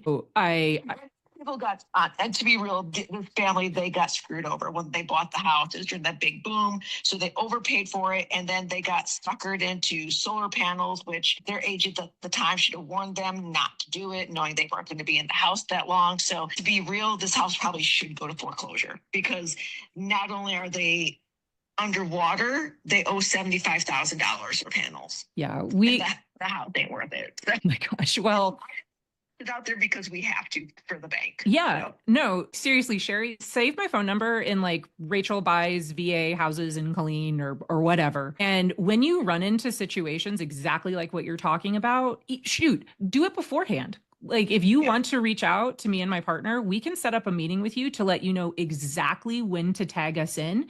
You can ask all the questions that you are concerned with. At least if you have the ability to repitch SubTo, know that you have the right people instead of Right. people just trying to make money. yeah. Because they're like sharks out here. 100%. And like I said, Yeah. let the seller know, like particularly when they have VA loans. Like I live in a house purchased on the VA loan. Like I want these people to know, as a soldier, like 220,000 of us get out every year. I am not in the place to like put a microphone on me doing bad deals with people, because it will be amplified like crazy. Yeah. Yeah. Well, you laughed, and that's always my goal when I get on with an agent. So I'm going to end this on a happy note. I'm going to send you an email, and just like I said, to direct you, and I'll reach out again in like a month if that's okay. And we can figure it out from there. Cool. And of course, have a wonderful day, Sherry. You too. Nailed it. It was good. There's pain, and it's her pain. It's not necessarily the seller's pain, it sounds like, too. Mike, did she project her own guidance? Dude, Rachel, you killed it. Just freaking killed that phone call. It's so hard for me. I don't know if Justin, you feel the same way. It's so hard for me not to be on those phone calls when I listen to the whole call, because I'm like, say this, say this, say this. And every single time I said that in my head, you said it. So amazing job. I don't know why they would rather do a short sale. I was trying to wrap my head around why they would rather do a short She sale. said that the seller said they'd rather have the place foreclosed on than subject to So it. you know it's not credit. It can't be a credit thing. They don't want to be tied to it, probably. And Rachel, what happens to a potential VA borrower when they get foreclosed on a VA loan, or they have a short sale on their record? What happens to them? Well, from what I understand, and this is one where I haven't had as many clips with it, but it affects your ability to use your VA loan again. So when someone is saying, I'd rather foreclose on my house, you are effectively saying, hey, this really awesome benefit I have, I don't want it anymore.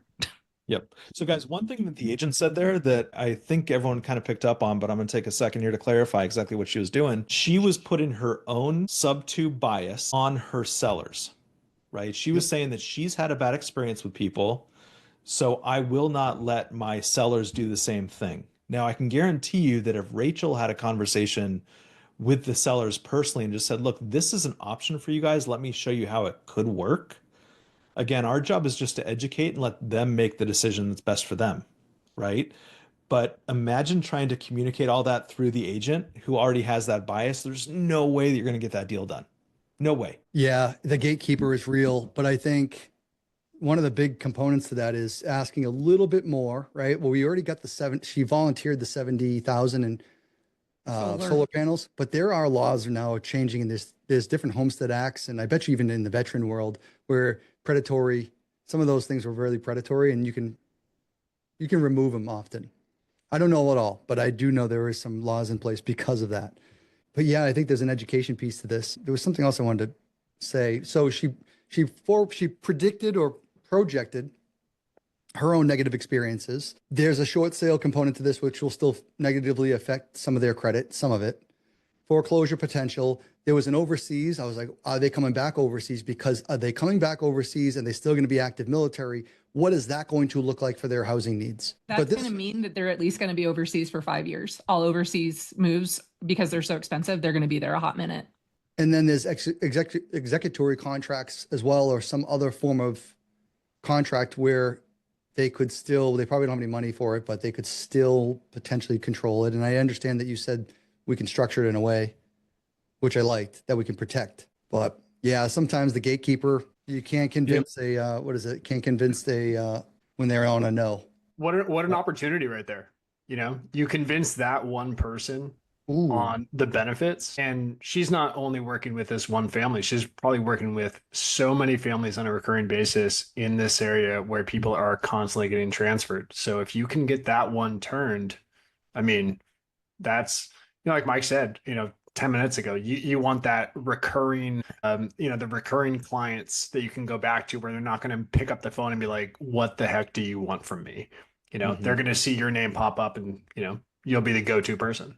So, You know, guys, think of it this way too. And Eric, you just gave Rachel a mission. Rachel's very mission driven. She's going to go on a rampage now and get that deal. I guarantee it. So thank you for doing that. But think about it this way. If you were to structure something with her where you address what the concerns are, right? And the concerns for that agent are what happens if you stop paying? And that should be every single seller's concern, including their agents.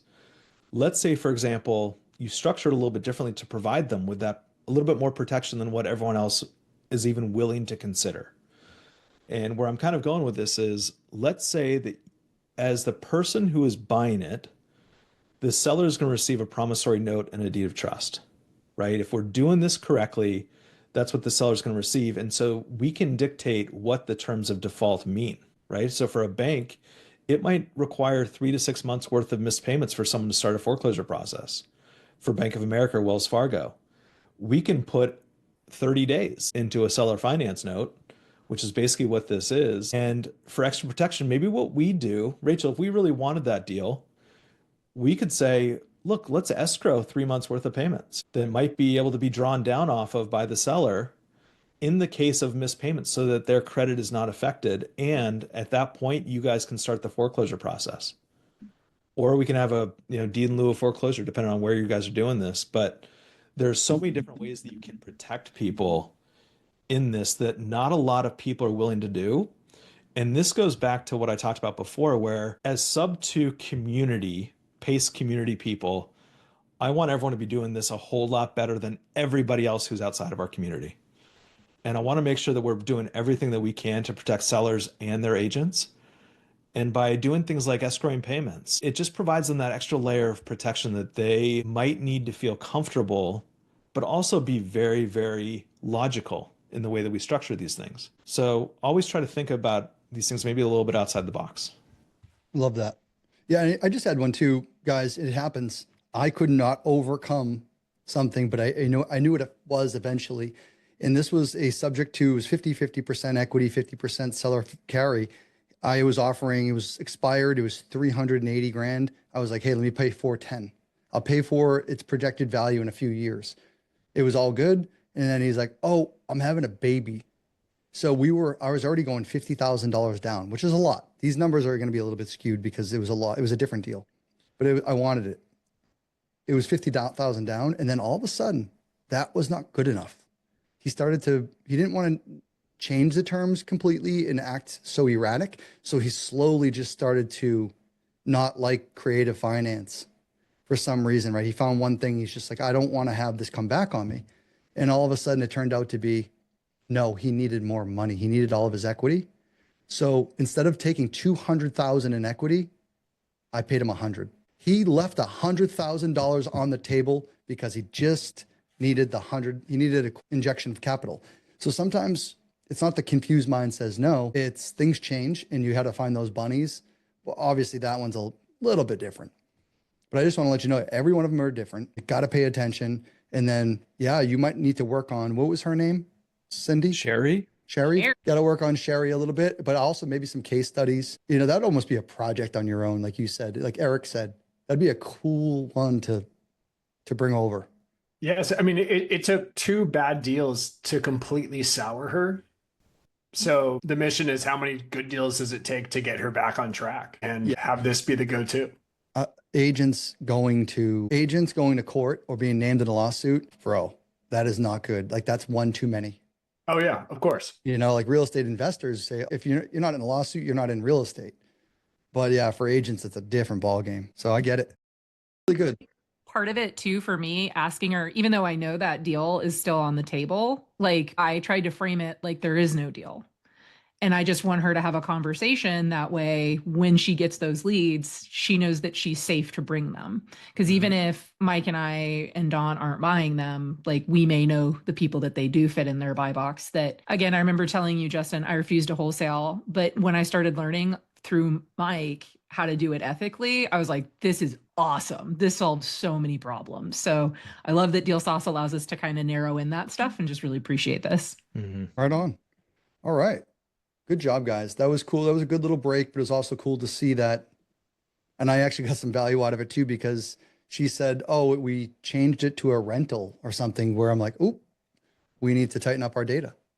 But that's a non-disclosure state, so there are some hangups there. Mike. Yes, sir. What do you think? Yeah, I mean, we did some searching. We've been through some military towns. We could keep going. We went into expireds. Okay. We can continue going expireds. You said something earlier, and I want to take it home. I want to start taking it home, but I wanted to give some search filters for some folks out there who we touch base on military towns, military areas. Of course, we can search any military area and look for the VA, or look for loans like geared towards the VA. We said something earlier with high equity. Yeah. Can I say something about low equity really fast, and we can move into high equity? Anything you want. Okay.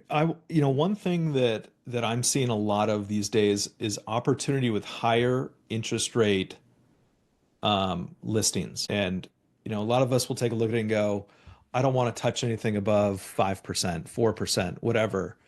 There are a lot of deals out there right now that you guys can take advantage of that are really, really low equity, that have maybe 6% interest rates. Mm-hmm. And, I used to do this too, where I'd look at it and go, who the heck wants that? There's a market out there for people who don't want to go to the bank and get qualified. And if you guys can get it at a low enough entry fee, I think that there's even opportunity to search for 5.5% to 6.5% interest rates, really low equity of maybe 8 to 10%. And what you can do in those situations is you don't even necessarily have to get it under contract to try to resell it to a homestead buyer. You guys can get options on these and say, Mr. and Mrs. Seller, if you guys are open to something like this, I might be able to expand the search a little bit further and get this thing sold for you in maybe a little bit of a different way. But if speed is something that's needed in this situation, I might be able to help you out with that. It's looking at it from a little bit of a different angle, but I do think that there's lots of opportunity there. So good. So good. Mike, man, you guys are doing lives every week, right?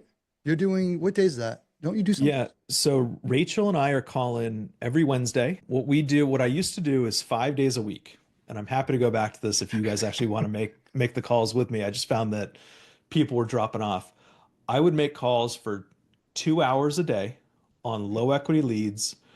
We would play with maybe how to say things a little bit differently. The whole idea was we all get stuck in these ruts on the phones. And last week I had Rachel, I told Rachel, I said, look, I'm stuck and I'm saying the same things over and over again and I hate it. Can you listen to my phone calls and critique me? And I think that's what's great about this community, is that we're all in it together. We're all trying to help each other. Long story short, anytime you guys want to join our calling sessions, we'd love to have you critique us.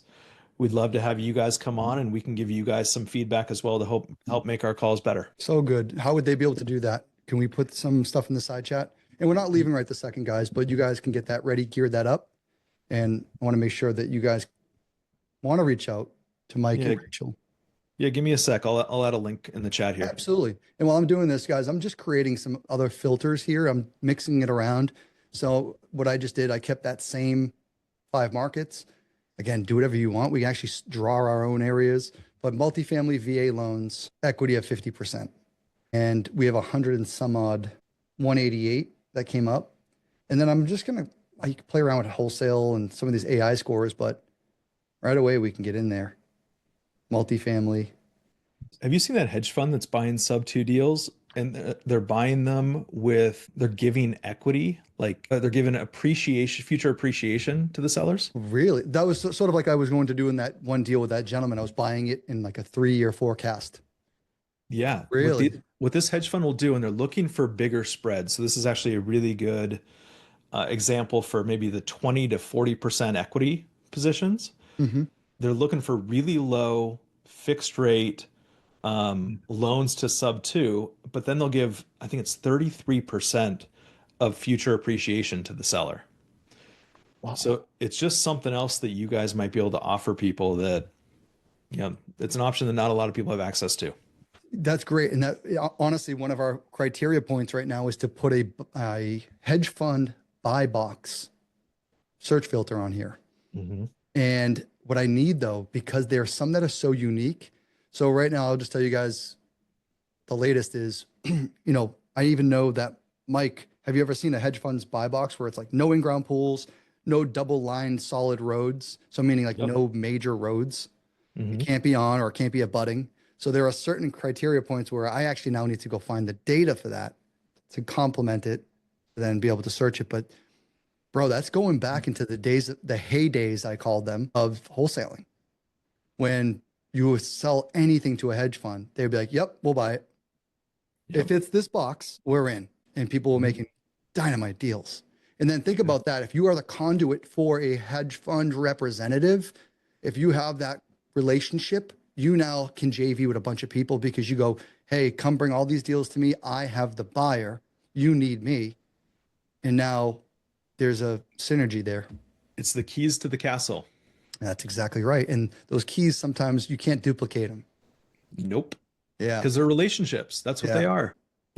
Maybe an hour ago, you talked about the power of relationships and actually getting on the phone. And with the introduction of so many tools that the SubTo community has, and really everybody outside of the community, where you can put things in your CRM, put it on auto drive, and then you actually never speak to an agent or anybody who's involved. But you also mentioned the data in Deal Sauce is so good that that's how we should be, or that's how the community should be relying. They should be getting this data, calling with as much information as possible.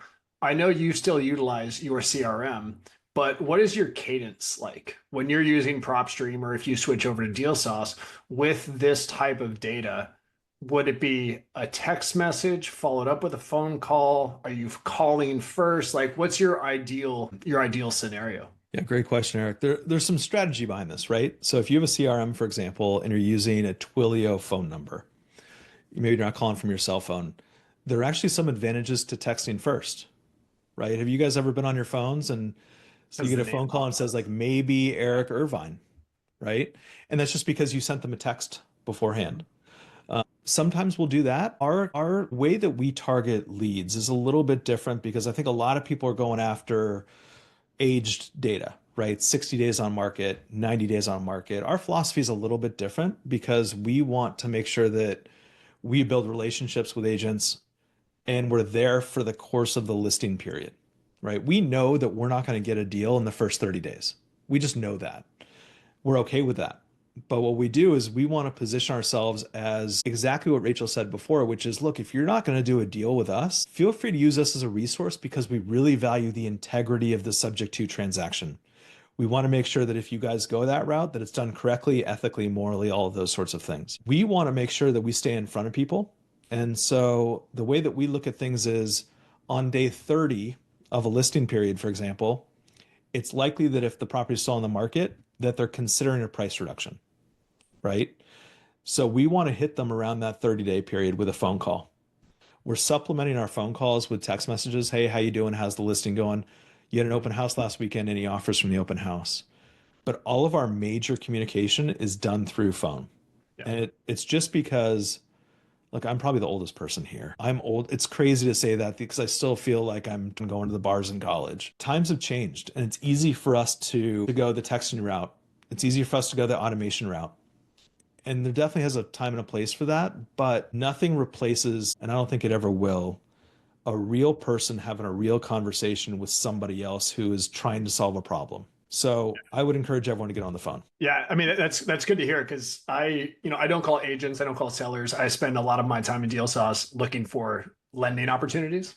or lenders. So there's a whole nother side of this where I can see, people who have been actively lending on deals. And you kind of nailed it, where it's like nobody's going to respond, especially if I'm asking for money. Nobody's going to respond just to a text message or an email. And I've played with both sides of it. So it is that sending a text message first, waiting a couple days, following up. And I know, you're not going to do a deal with somebody in 30 days or for about 30 days. I'm not expecting anybody to lend money within the first, 6 months, I would say, because it is building that relationship. But the key to it is jumping on the phone and actually having that conversation. And it's been wild how much more successful it is to follow up that first text or that first email with a phone call. I mean, it's not always the most pleasant conversation, but the success lies in that phone call, not the text message, for sure. And it's a numbers game, Eric, right? Rachel and I get sworn off the phone at least once a day. At least once a day. And we all see Pace making these phone calls and we're like, how does he do it? Pace is by far the best I've ever seen.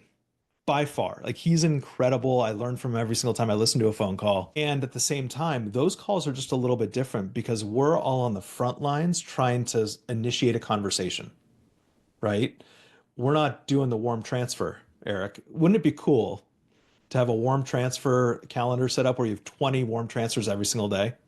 You probably wouldn't get hung up on, right? Yeah. I would record every single conversation. I'd be like, guys, I'm a freaking genius. I'm going to create the course, and it's just a numbers game. The more conversations you have, the better. The more deals you have in your pipeline, the better, because you're not going to be focused on that one deal and try to make something work. And I love your mindset, Eric, of going into it going, it's going to take time to build this up. I am not going to press. Because when you press, what happens? It's like when I push you this way, Eric, you're going to go back. Right? Until we have a relationship.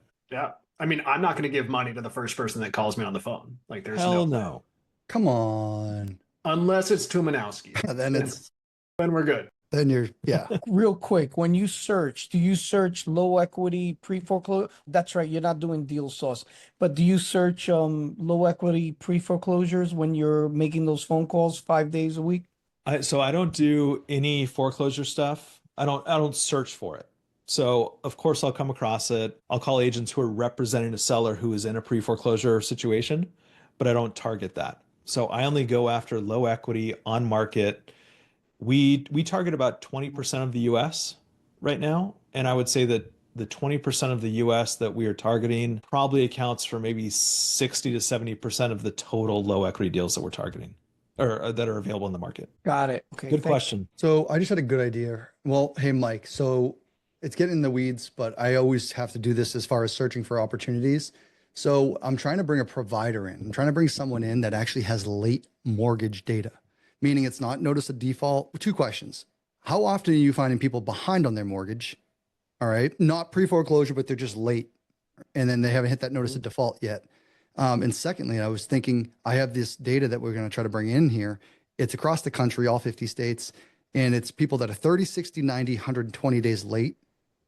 And then I was going, you upload that list into Deal Sauce, then type in low equity. You go, you've been late on your mortgage. You have low equity. Schneike is not looking good. Shizzle is not looking good. So it's just another, and guys, I hope you understand where my brain is going here, and it always has to go. It's finding different ingredients to make different batches of whatever, right? For us to digest. So take it away, Mike, with the first question. Are you seeing a lot of people late? I would say 20 to 25% of the people that we are talking to are late or about to be late. Are they forthcoming with that information right out of the gate? Typically, we find out after we've done our original analysis, we've underwritten, we're giving cash to the seller. I'm a big believer personally that if I have to make up for arrears, that the seller deserves a little bit less cash. So to answer your question, it happens 50% of the time up front, 50% of the time we see it on a mortgage statement when it's sent to us. Love it. All right. So yeah, I'm going to try to do that filter, guys. I'm going to try to search that list. I have that list here. It was about 100 prospects. I'll upload it and I'll make a video on it, but I'm trying to think about it this way. And I want to train everyone's brain is you have a piece of information here. How can you also list stack that? Mike talked about stacking distress, stacking I hate to say problems and distress because it's not always that, but you are looking at indicators. So you're stacking information. Justin, that's the beauty of what you guys are building. And now compared to 20 years ago, we have so much information that we have access to.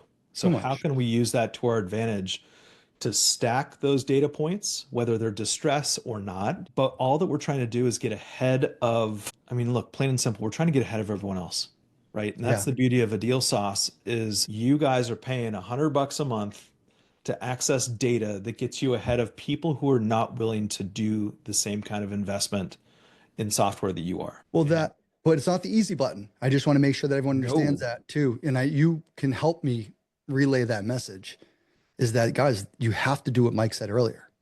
You have to just pick up the phone. I've been referring to it as being in deal sauce and being in real estate is like being at the gym. Like you can pay for a membership, but like you have to go for it to work. Well, I Dude. get charged monthly. And am I going all the time? If I can interrupt too, I actually went on the VA's website and put a link to what the VA is tracking with where veterans are living when they're leaving the military. So, like all things government, it's old, but like, it's at least a starting point. Thank you so much. That's super smart. I think this deserves, well, I'm sure you guys are doing your own content, but I would say that more content could be executed around this and whether we use deal sauce, but I'd love to complement that list. I think we should do a newbie list again, Mike, if you were willing to do it again, or we can do it off topic and just put it out. But I think research, I love how we found those 5 markets. I love that it's just like, let's talk about some cheat sheet questions. And I put some cheat sheets in the comments earlier, guys. Go in the comments, just quick stuff that I did. But yeah, I think that's step 1. Let's look at the patterns. And then the other thing is like, yeah, you don't want to go into a military town that actually might be, I don't know, are they going to be shutting militaries down, or is Trump going up with military? Probably You don't going up. need to worry about Brax anytime soon. Okay. Well, it's a thought though, right? Yeah, 100%. Yeah. So yeah, I'd love to just hit all those little points, education, and then give the information out for everybody. And I'll just do one last little screen share just to reiterate, because I was saying I was echoing what Mike said. When you go and find something, actually, we'll just do this. Sorry, guys. And we're going to go active. Just going to pull up active listings just to give you the example. And there's going to be a lot of them. So we'll just do this. And I just want to let you know within the first page, in the first click of a button, there's no excuse why we can't reach out to Jake. I'm not talking about any particular listing. I'm just giving you the listing information is here. If they provide it, it's here. If you, for some reason, do not see the email or phone number, it's because this listing didn't provide it to us. However, how easy is it to have Google research results right here on your screen that you can copy and paste, or just take this address, go here and just put agent information. So you'll find that agent's information there. So I just want to let you guys know, like, there's no excuse why you can't. You don't have to skip trace. You don't have to pay anything else. That's my end of any given Sunday speech. I love it. Guys, give it up for Mike, Rachel, Eric for being here. If there's any questions, please step up, please ask. I don't want to hold them up. It's already 10 minutes behind their probably date or scheduled time. I'm here, but I also just want to let you guys know, like, put something out for them. Just give them some love inside of whatever group you're in, whatever community. And yeah, how do we get a hold of you guys? What's your links? Rachel? And Marianne's got her hand up. Oh, I'll put my link in again. That's too easy. Can you throw Mike's info in there too, if you guys have some other calls? Yeah. That was fun, man. I'm glad you guys were on today. Thanks, Eric. I Yeah. appreciate that. Eric, how was your stay at the La Quinta, by the way, wherever you were that one time you texted me? It was lovely. Okay, good. Yeah, as lovely as yours was in Dallas, I'm sure. Oh, just the best. Just the best. Yeah, Mike, you got like a $99 night or something. Look, Oh, that's pushing it. I think it was like 29. Yeah, but at least the previous tenants, previous people who stayed there they left me some treats. So, it was nice. Which is why you left early. This is why I left early. Yeah. And I had to go see a doctor. But you guys can reach out to me, Mike Jackson Sub2 on Instagram. Connect with us on Facebook, guys. We love to be active on Facebook. I didn't hear the rest of that story. I know I talked to you and then, yeah. Marianne, how can we help you? And I asked you to unmute. There you go. Sorry. So I wanted to update you on what I did. I don't know if we've got time. I know we're late. But we was talking about the violations that I didn't do. So I actually went down there. You'll laugh.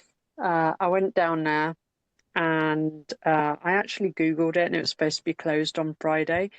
but I was taking my grandbaby for a walk and I walked past the building. I didn't even know where it is. I just looked at it and saw it was a building and it looked open. So I thought, oh, I'll go in there.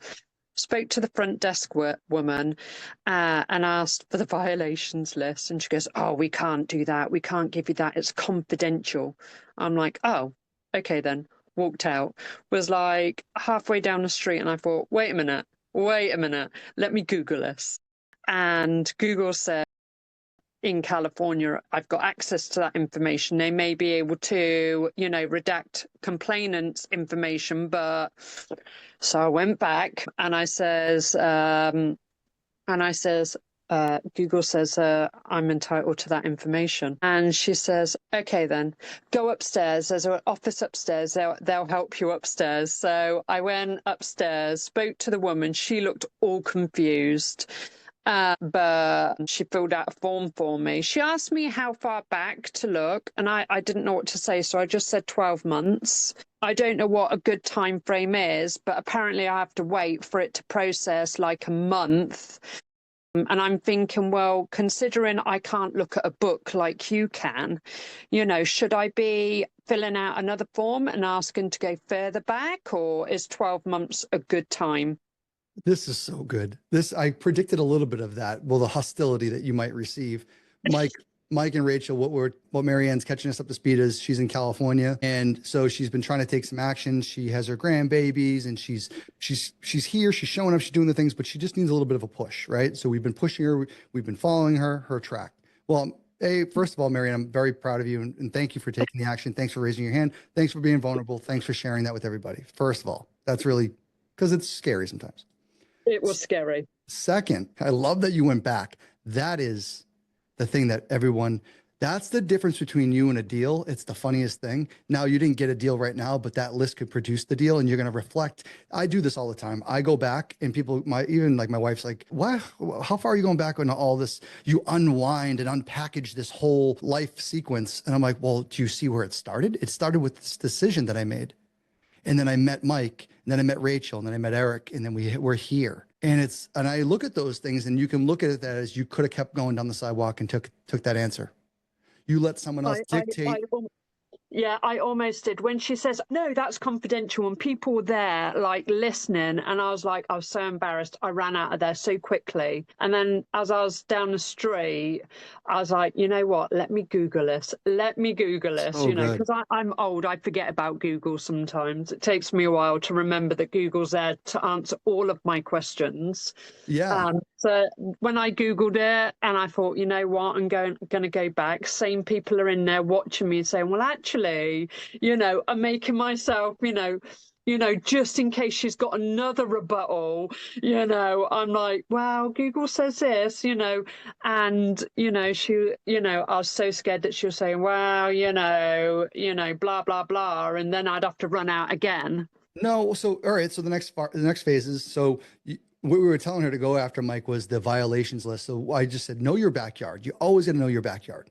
And for me, that's, again, I'm always fishing. I'm looking for leads. It's not just low equity. It's the expireds all the way down to, I don't know, Facebook ads. We need to look and know how to obtain opportunities. And for this, one of the best ones I had was know your backyard. But the easiest thing is go down and get the list that no one can get on Deal Sauce and no one can usually get on PropStream. It's often those violations, the city code enforcement, the things that the town want rectified, and they need someone to provide value. And it's going in front of a homeowner. So she did just that. And then we were saying, look, you might get the woman who doesn't want to give you the list. I've seen that. Or they tell you it's illegal, or they tell you if it's not for commercial use. But what it sounds like they told you to do, which I've never done. Actually, we have, but we don't do it on the regular, is a FOIA, Freedom of Information Act. Yeah. So, my goodness, that is time consuming. There might be an association of a small dollar amount, which is fine, but you took the right step. Now it's finding out how to craft this and going, well, hold on. Do you really need to do a FOIA, or do you have a list or a folder of the violations you did in the last 12 months? And can I just look at the list and take pictures of it, or Xerox or photocopies? So now you have to just get better at the responses, but you just went to the worst result, which is a FOIA. That's the hardest. Now it's going to get easier. So now you just find the places that don't do FOIAs and that they go, oh yeah, here's the binder. Sorry, go ahead. Sorry, I didn't interrupt. Does Deal Sauce allow us to import data? Yes. Love Okay, it. so Marianne, think about this for a second. The code violations list is probably, there might be a few deals in there, right? One of the ways that you can make this a really highly targeted list is to stack that with other data. Maybe import that into Deal Sauce and stack it against vacancy, for example, or pre-foreclosure or something like that, and take that list of hundreds and put that, it's going to basically filter it down into a couple dozen, maybe less. But that's such a highly targeted list. And we all have different times that we can work on our businesses, right? Some of us have W-2, some of us don't. If you don't have the time, filter that data out using Deal Sauce and really make the time that you're spending on this business worth it by stacking that data. Oh, yeah. And that is level 3, 4. I love that. And that's one of my favorite features that we actually can complement here. We're getting Marianne step infancy is to just take that initial action, Mike, is to get now uncomfortable with actually going to obtain some information in her backyard. Yeah, she has Deal Sauce. Now she can look up the addresses, upload that, as you said, and at least look at them now. Maybe she skip traces it and then just gets the phone numbers. Then she has another hurdle. She has to take action on calling or reaching out, writing letters, postcards, whatever it is, for hand little written notes to the 25 people in town. But I think like pound for pound, if you're not going to, it depends on the strategy, right? We're here for low equity. Marianne is sharing something because we always see each other every week. This is great, even though it's a little bit different, but it's the same notion of just taking action. Can I give Marianne some advice from just someone who's newer too? Oh, Well, please do. Please Yeah, do. you're a different human though.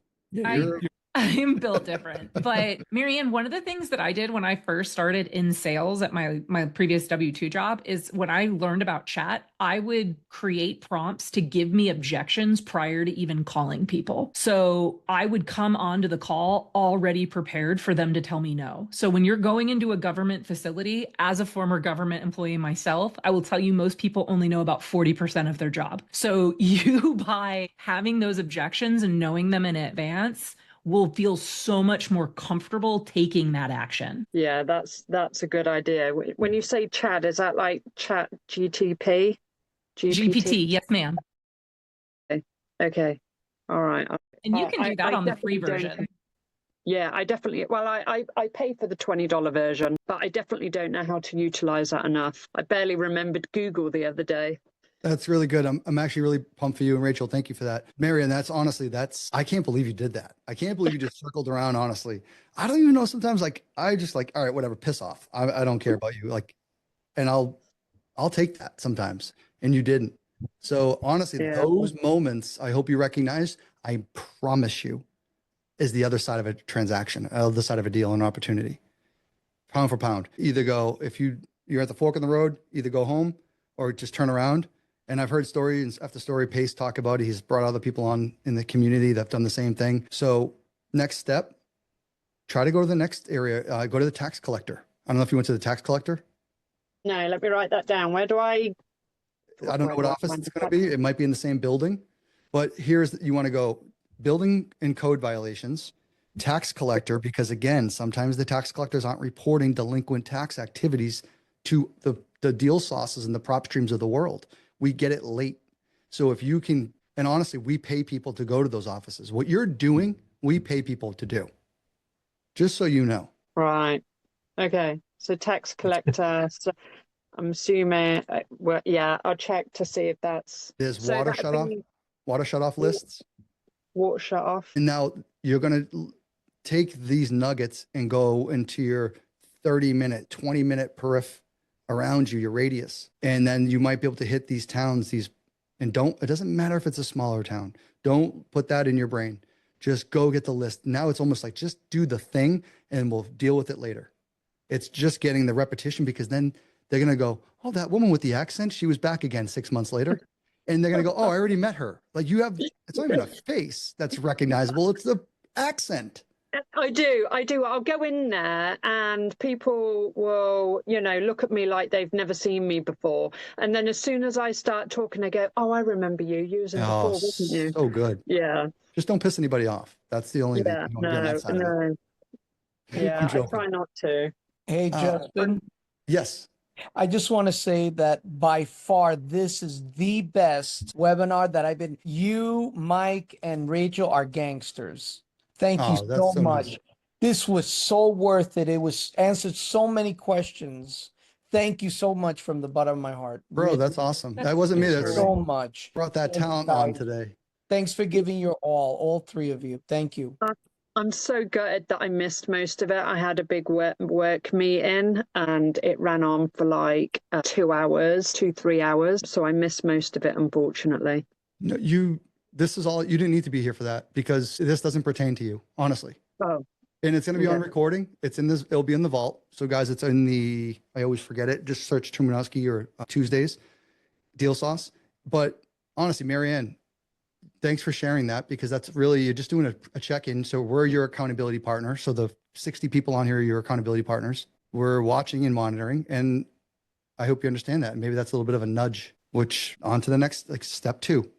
You took the first. Yeah, the other thing that I found out the other day, I can't remember how I found out about it.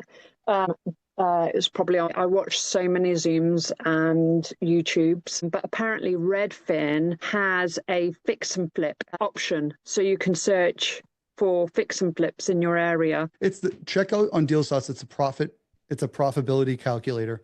It's the same thing. And a lot of us are doing those same ratios because of where we are in this market. But yes, Redfin, they have a lot of good data. They have some AI data too, but don't, not too much content. I don't want to sit here and make it all about you or preach. We're going to keep going, but Yeah. you know, you did that action. Keep following this path. Let's stay laser focused on what I'd like to see you do.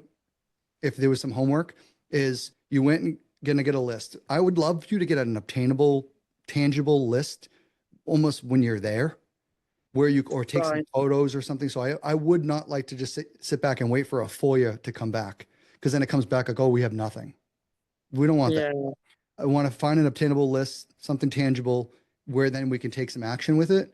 And you and I can go on a record. It's even if it's just you and I on a recording, we'll skip trace it. We'll provide all the information for you.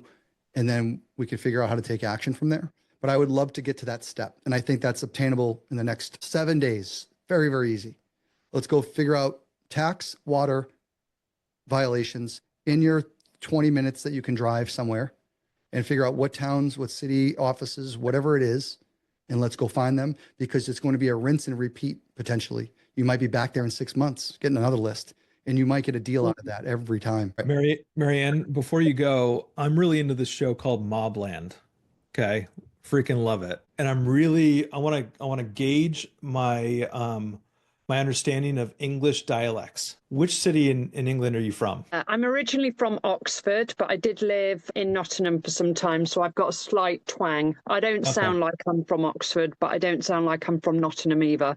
Thank you. That was a selfish moment for me. I just needed to. Mike, okay. were you like, yuck? I can hear Oxford in her voice. Sounds too intellectual for the rest of us. I could do that with the Irish. I could tell some with Northern Ireland and Ireland, but I've worked with the Irish for 14 years. And I've seen studies that Americans are more primed to think people with British accents are smarter and know what they're talking Oh, about. we went through that last week. Okay, cool. Yeah. Oh, they should give you whatever you want. I get that a lot. So they either think that we're smarter or we're more trustworthy as well. Apparently, my voice makes me more trustworthy. Take it. Take my wallet. Marianne, good to see you. Keep up the good, work and action, but stay on the path, please. Thank you. Thank you. Yeah, good Good to job, see you. Marianne. What's up, Rose? Good to see you this week at work. Well, I have no accents, not for California gal. overseas, but California. Yeah, the California accent. I had 2 questions. One for Justin, for you. So, do you guys have it where you can do postcards through here and then you can send them? Because I thought I was Yeah. on a call at one time, and then somebody else asked me as Deal Sauce. I'm like, I don't know. I thought I heard it. I just don't know. where. Honestly, right now, they brought in a Mhm. brand new provider. I always put my foot in my mouth. I don't even think they're marking up. They're doing it because they need to show good faith to the new provider. I believe it's at cost. No one's making any money on the postcards right now. So Mhm. I would try to, and I think when you log in, it shows a banner. Now, don't quote me, That was a business meeting I was in. They're like, Okay. we're bringing a new provider in. It's going to probably cost us money. If you want to do postcards, like do it because we're obligated to do the postcards. So I don't think there's a markup. So it might be the cheapest it will be ever. I don't know for a fact, but yes, we So do. is it something that we have to add on to our deal sauce, or is it that we just get an address and then say, I need a postcard? Yeah, I can help you with that too. And I'll make a video. I will make a video on that. Okay. But honestly, you can pull a list and put in your Okay. lead bucket, put in the lead bucket and bring it, go Okay. at the filter button where you can go, export leads trace or lead skip trace, put the portfolios. There's one called mail. And then Okay. you can just mail it from there. Okay. It's called And direct mail is it mail portfolio? Is that what you're saying? right here. So if you had leads, right, in a lead bucket right up in here, Yeah. let's say you had 100 leads and they all show up right here. I could skip Mhm. trace, I could mail it, I could send to portfolio or I can download. You're just going to take that list that you have in this file here and just hit direct Okay. mail. And they'll go. But it's active right now then, right? It's not something It- that you're still working on. It's active. No, it's active. It's a third party service that we Okay. brought in a new service. And like I said, from what I was told, it's the cheapest it's going to be right now because they're not marking up anything. And yes, thank you to Mike and Rachel. I mean, you're great, Justin, but like these guys, this was like so good. This Yeah, whole we thing. needed I needed a different flavor because I can just go into software and get lost and then it's Q&A all day. Yeah, no, Rose- this was really good. And Rose, although I I should be doing something else, I'm not, but listening to you. Yes, Rachel. was just going to say, California doesn't have an accent. You need to say, we have a vibe. We have a vibe. California Well, has a vibe. my friends always ask me where from New York I'm from because of my accent. I said, I don't have an accent. I'm like a California girl. I mean, I go to the East Coast a lot, but I don't have an accent. Where There's they a hear little- it from?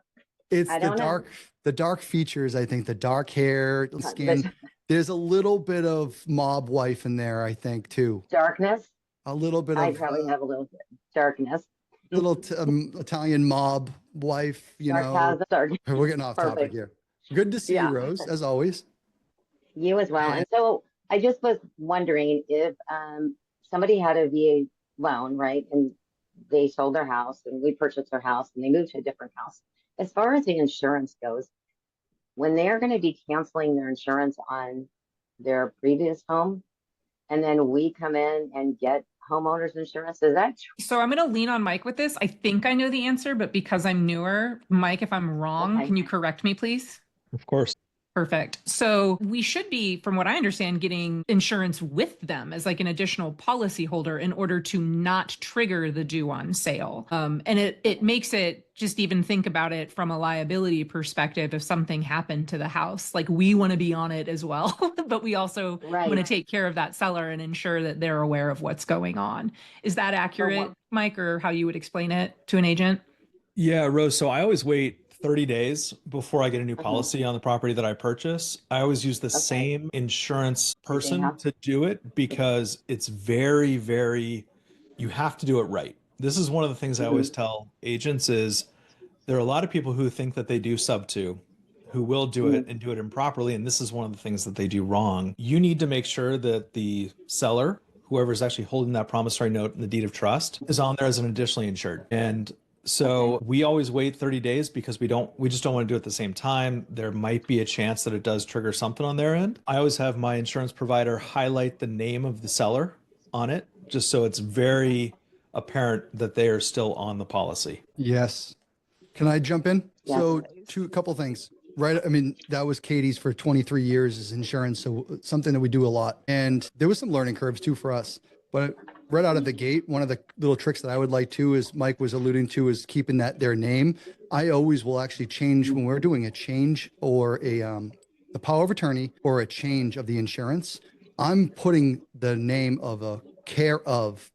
I'm care of Justin Tuminowski or the management company with C/care of, and then I'll put that homeowner's name. They're always right there because I might look like now a manager or a financial manager, someone who's overseeing their assets. Again, most folks don't think that way. However, we're just trying to combat some of that. Secondly, You do not, I think Mike said it as well, as the primary policy holder should reflect the deeded owner. If that deeded owner and the policy holder are not the same, or they're not primary, that insurance company is going to look for every way to not to pay you out. So you got to be very careful. And we've also gotten insurance policies prior to close of escrow. That's something that could happen. Depends on now. A lot of the time there was a lot of pre-foreclosure that we were doing. So you're already like changing deeds and you got to wait and delay certain things. So that's tricky. But if you have a really straightforward SubTo transaction, you could get an additional insurance policy set up prior. So when they're looking at it, it looks hunky-dory. So there's a few different ways of doing it. However, just keep in mind, always additionally insured everybody, and always rule of thumb, anytime you touch the insurance, everybody on that policy gets notified. Everybody. So anytime there's a change or default or a missed payments or whatever, everyone's going to know about it. So just keep that in mind. I would get a TC who's familiar and just do that. Bronx, New York. It's Evelyn Garcia. Yep. Yeah. Anchor Light. Yeah. So they're our TC. I just wanted to know because the owner had sent me a text today and said, well, as far as the insurance, like, do I just take you off? And I'm like, no, wait, don't do anything yet. Just really, we haven't closed yet on the deal. I said, don't do anything yet. I just need to ask. Yeah, don't do anything just yet. Do not let him do it. I shouldn't say, don't let him do anything. You can start the transaction. You can start submitting. I would submit the power of attorney. He's still deeded. If he's still deeded and it's not pre-foreclosure and there's no other thing to look at, I love this method. Is you submit the power of attorney, you submit the change of address or add yourself in there so you can call on behalf. He's still the property. If they go and check the property, it still shows his ownership. So I would take care of all the back of house stuff prior if I could. Now, again, I'm going to get in the nuance, but it's like, all right, what if the deal doesn't go through? Then you have to redact or retract all that. But a lot of the stuff where you start triggering additional insured and people on there and putting you on the policy, putting you on there as someone who can be the point of contact. That's all while he's still the deeded owner. I love that. So yeah, that I would start to get going on. Okay. Yeah. Cause I called like Allstate. I did that the other day and then I thought, oh wait, maybe I'm jumping the gun. So, but I still been in contact with him and then with Allstate and then he texted today. So I just wanted to make sure I have my ducks in a row. And I like what Mike said is using the same insurance carrier. Often that is a cool approach. And then sometimes there are those small offices like the town, an office in town or an Allstate has a local representative in a city. Those folks submit all the paperwork. And a lot of that stuff, instead of calling corporate office Allstate and getting someone potentially that has zero idea what's going on, you get the person in the office, local, who can also, they'll submit things. This is a whole other conversation, but yeah, that's when you start the things you need. I get that. I mean, I have Allstate. I use them for my Leechburg, Pennsylvania as well. And it's a small office. So it's really good just to be able to get on the phone and talk to them. And he has Allstate, which I'm not sure. I thought it would be something different because he's a veteran, but that's what he has. So I just figure if I would just stay across the board, the same. So was there anything else for Rachel? No, that was it. Or Mike? But thank you. I'll try to bring them back. Thank you so Can much. I say something really fast, Justin? So sorry, not to complicate things further, Rose, but I don't know if this is going to apply to you. If you guys are ever wrapping properties to future buyers, I always encourage, if not mandate, that the people I sell my properties to go through my insurance provider, because what you don't want to have happen is to sell a property to somebody on a wrap and then for them to screw something up so that it calls the due on sale or triggers the due on sale. That's a whole heap of stuff you don't want to get into. Okay. Got that. Mic drop on with Mike. Ooh, is that the new name?